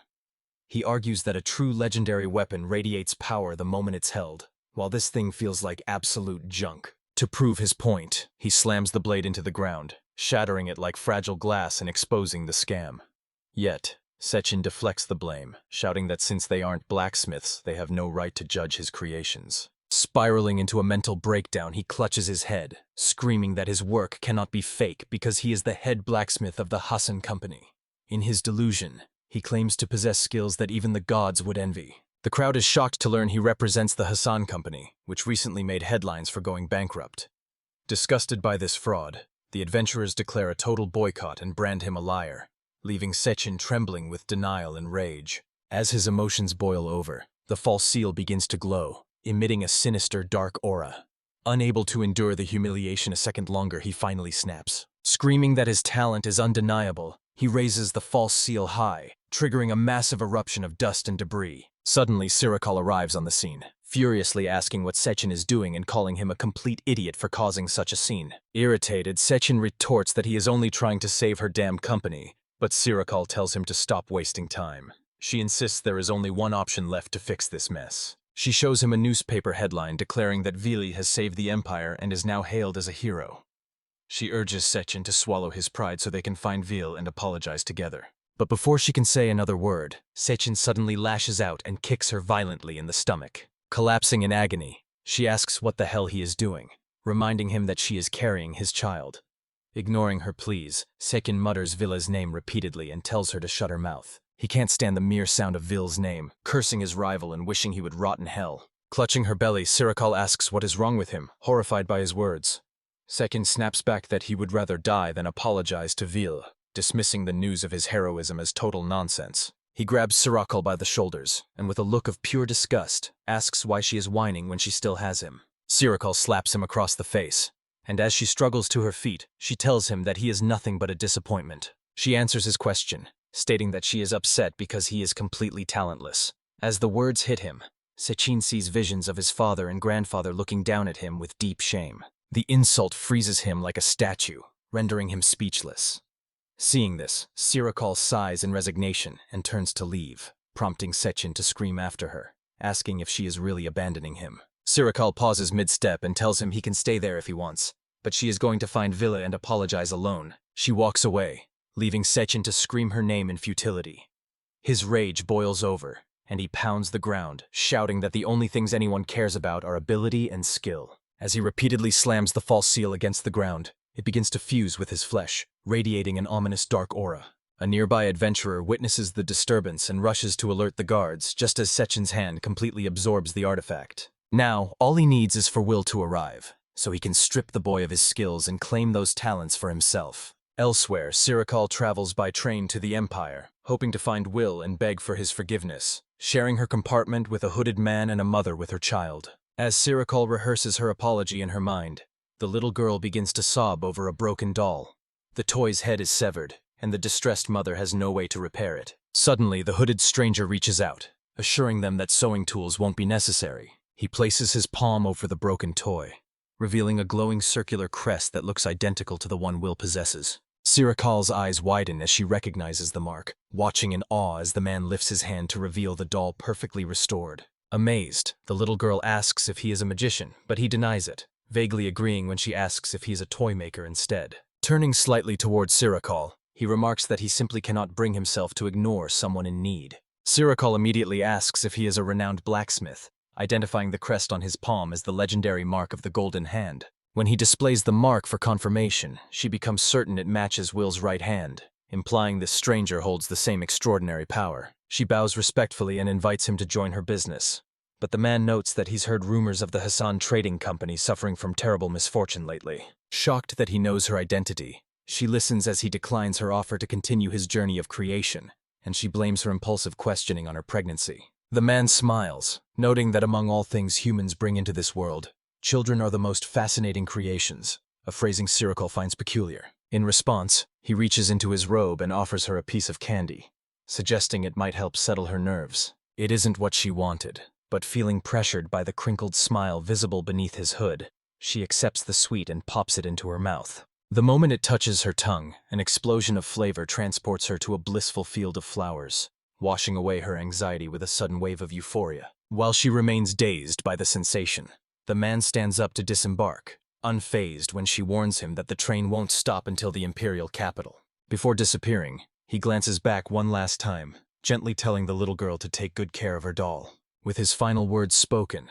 he takes his leave as the mother and child wave goodbye, though Sirikal remains frozen in a trance. Just as the woman remarks on his kindness, a violent jolt suddenly rocks the carriage as disaster strikes the train. The steam locomotive's boiler has detonated, forcing the front of the train to screech to an abrupt and violent halt. Unable to stop, the rear cars smash into the wreckage, crushing into one another in a catastrophic chain reaction. Chaos erupts as passengers scramble to escape, but it's futile. The metal carriages crumple around them before anyone can react. Hovering above the carnage, the hooded figure watches the destruction unfold with a maniacal laugh. Smirking at his handiwork, he declares this tragedy to be the will of the seven powers. Moments later, Crowley arrives carrying Will and Poro, but they are immediately greeted by the horrific sight of broken bodies strewn across the wreckage. Noticing survivors, Poro asks if they should wait for an Imperial rescue team, but Crowley suggests they ferry the injured to the capital themselves. Will has a different plan in mind, even as Crowley warns him that the death toll will rise with every wasted second. Understanding the urgency, Will decides to resolve the crisis instantly and activates his Golden Hand ability. Scanning the wreckage, he detects numerous magic circles hidden throughout the scene, identical to the ones he's been encountering recently. Pushing that mystery aside, he assesses the victims, identifying critical cases ranging from a pregnant woman to passengers suffering from internal bleeding and cardiac arrest. Within moments, he completes his examination of every single passenger, fully grasping the extent of their injuries. Moving to the final step, he unleashes a massive restoration spell, causing the debris to levitate as the magic takes hold.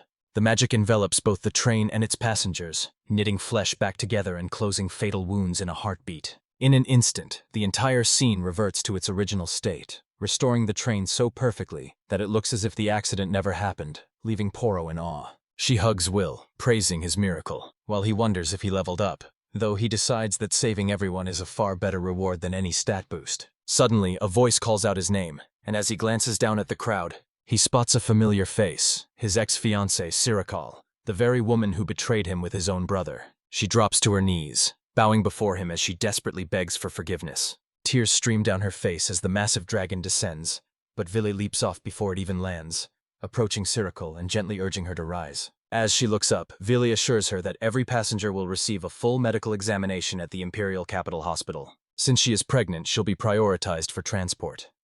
Struck by his kindness, a stark contrast to his brother who had brutally kicked her, Sirikal realizes her judgment was clouded. Tearfully, she approaches him to admit her fault, but she collapses in a heap, still murmuring apologies, leaving Vili deeply concerned for her well-being. Moments later, he loads the women and children onto Crowley, instructing the dragon to fly them to the capital, while the remaining passengers wait for a rescue team. As Crowley takes flight, Vil watches the departure with a heavy heart, supporting the injured while his mind races. Turning his attention back to the train, he senses something is wrong. He used his restoration skill to fix the damage, yet an unsettling feeling lingers. The tracks and surroundings are flawless, meaning the accident shouldn't have happened at all. Poro suggests sabotage, and Vil agrees, noting that magic could easily orchestrate such a disaster. Suddenly, he detects a sinister dark aura leaking from one of the train compartments and moves toward it, ignoring Poro's confused questions. Inside, the air is thick with darkness, yet Poro remains unfazed.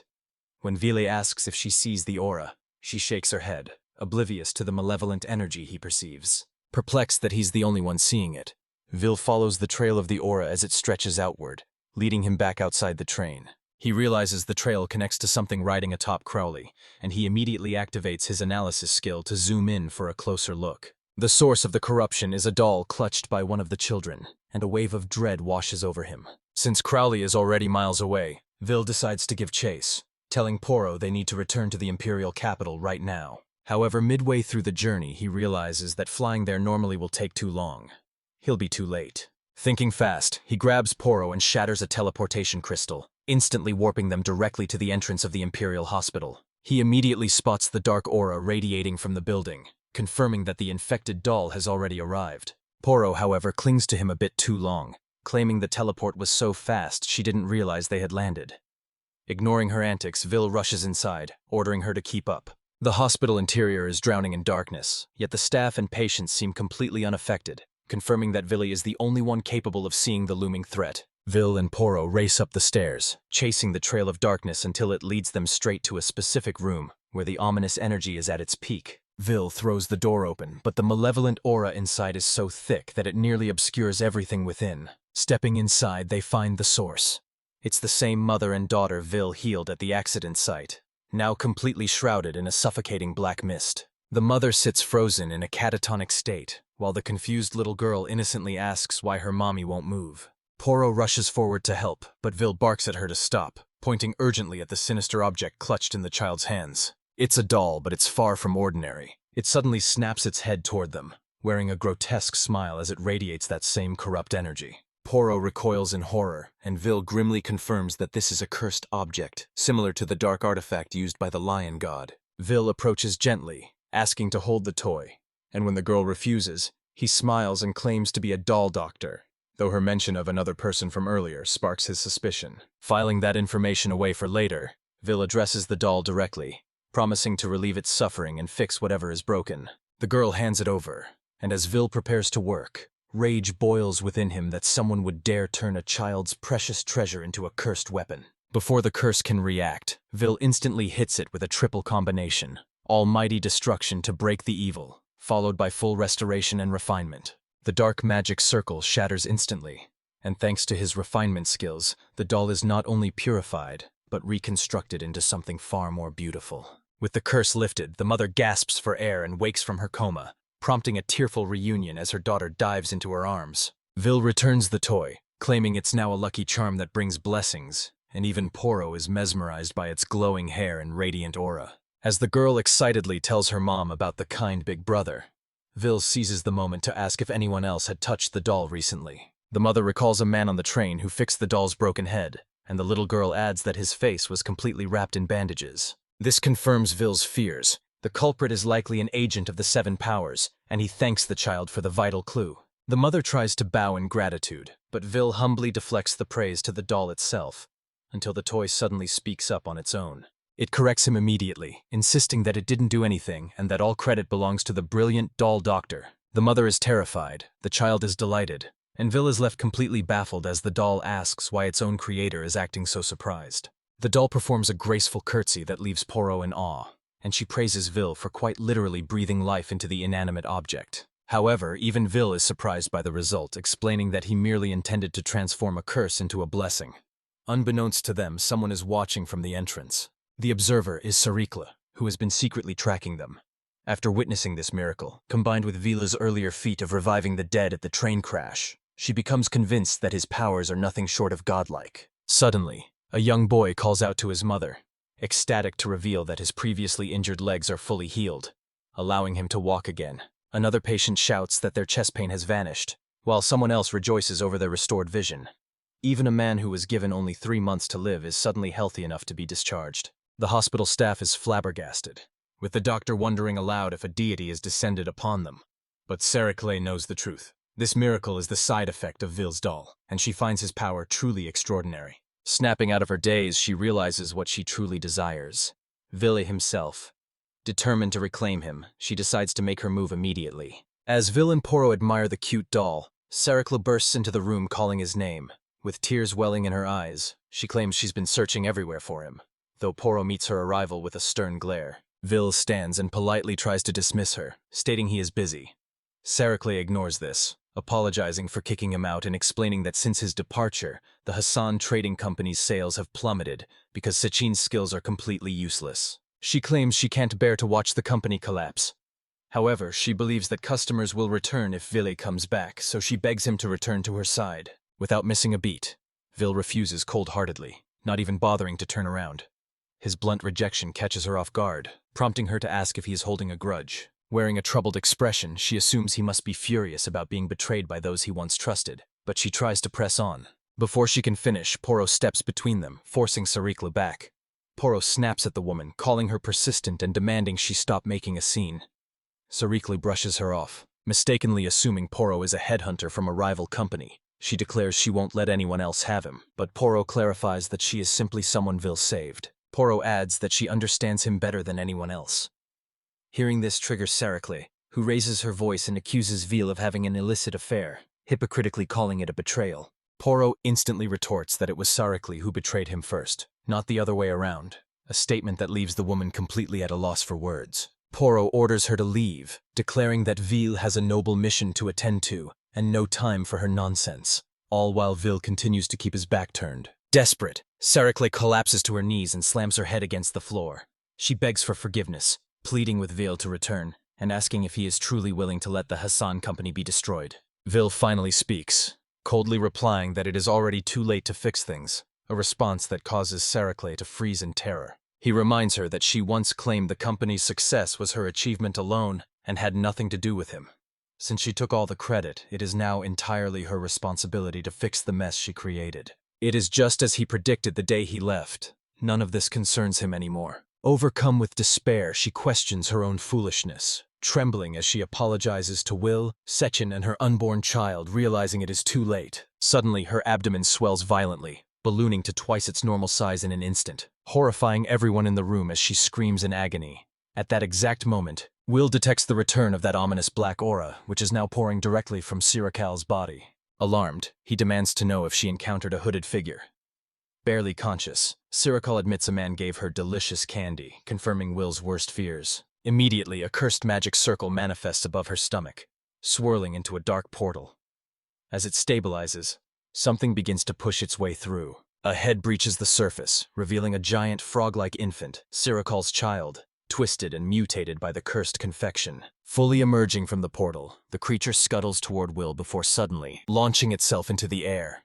Will and Poro react instantly, snatching up the mother and daughter to dodge the attack, causing the monstrosity to crash onto the floor. After a safe landing, Will orders the mother to flee with her daughter, instructing her to warn the hospital staff and summon adventurers immediately. Now alone with the beast, the three watch as Sirakal regains her senses, bewildered by the premature birth. But when she lays eyes on her offspring, the creature locks eyes with her and crawls closer, croaking, "Mama." Terrified, she instinctively slaps its webbed hand away, screaming that it is a monster. The infant is stunned. Devastated by its mother's rejection, it begins to cry, letting out a wail so powerful it generates physical shockwaves, shattering objects in the room and forcing the trio to cover their ears in pain. Observing no spell circles, Will deduces this isn't cast magic, but raw, extraordinary power emanating from the child itself. When Poro asks for clarification, Will explains that the curse is likely sending the infant's magic into a frenzy. Realizing the candy is to blame, Sirakal freezes as Will speaks up. He calls out to her sternly, insisting that no matter how flawed the parents are, the child is innocent and should not be blamed, reminding her that she is the only mother this child has. His words pierce through her fear, and looking at the weeping creature, she realizes it isn't at fault. She crawls toward the creature, gently taking its hand. Touching her forehead to the baby's, she apologizes for pushing it away, and the child stops crying to embrace its mama. Vil and Poro finally uncover their ears and sigh in relief, but the silence doesn't last long. Just then, a squad of adventurers bursts into the room, screaming "Monster!" the moment they spot the child, acting before Vil can intervene. They instantly charge their weapons, unleashing a volatile barrage of fire, wind, and lightning directly at the infant. But before the spells connect, Sirakal throws herself over the cradle, using her own body to shield her baby from the blast. Taking the full force of the hit, she collapses lifelessly to the floor, leaving the child in a state of shock that quickly boils over into trembling rage. Watching the baby's reaction, the adventurers instantly realize they've made a catastrophic mistake. The infant lets out a sonic scream exponentially stronger than before, amplifying the power nearly 100-fold. The pressure is so immense that Vil and Poro struggle to stand, while the attacking adventurers are instantly obliterated into nothingness. The destruction doesn't end there. The sonic waves shatter the hospital's foundation, causing the entire building to crumble and collapse. Thinking fast, Vil activates his golden hand and wields the divine hammer, triggering a massive restoration spell. In a flash of light, reality rewinds.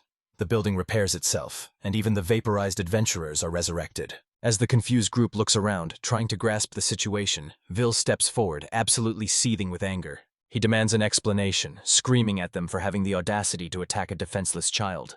Terrified by his overwhelming aura, the adventurers stammer out apologies and flee the scene, leaving Poro to scoff at their rudeness while Sirakal sits up, unharmed. Regaining her senses, she realizes her burns have vanished, and immediately understands that Vil saved her once again. Suddenly, a soft coo catches her attention.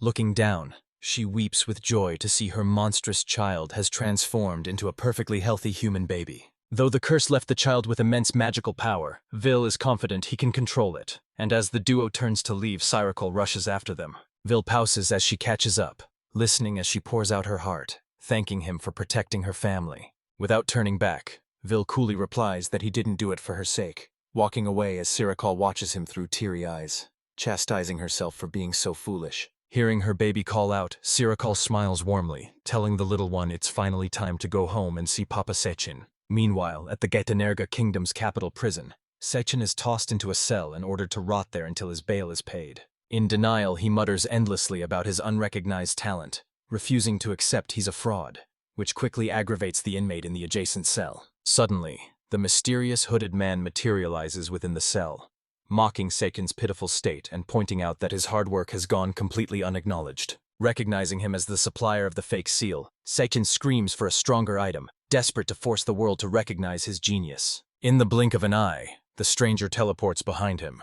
whispering that he already provided the ultimate tool, though Seiken argues it wasn't enough. Since the world still mocks him, the hooded figure approaches with a sinister smile and proposes a chilling solution. Why not simply take everyone else's arms? He touches Seichen's limb with a mark resembling the golden hand, triggering a grotesque transformation that sends Seichen into a fit of hysterical laughter, terrifying the neighboring prisoner. Suddenly, the prison wall begins to crack under immense pressure before exploding outward, shattered by a colossal, unseen force. Seiken leaps from this debris, his arm now a horrific fusion of severed limbs from guards and inmates alike, declaring his intent to steal the arms of everyone he encounters.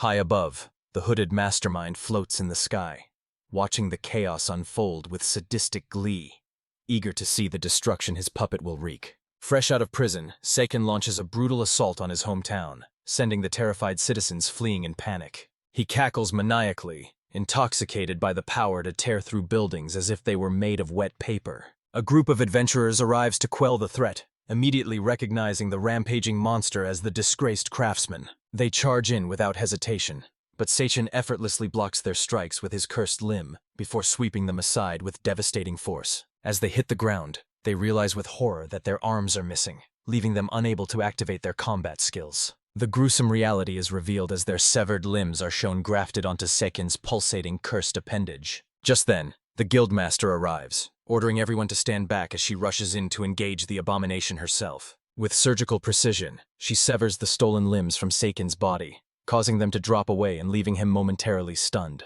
She vows to protect the town and eliminate him, bringing relief to the injured adventurers, yet Seichen remains eerily unconcerned. Suddenly, the guildmaster realizes that her own arm has vanished, stolen in the instant she thought she had the upper hand. He slashes her with his cursed arm and begins to consume her entirely, declaring that her powers are now his to command. With the strength of an S-rank guildmaster added to his arsenal, he is convinced that he has become truly invincible.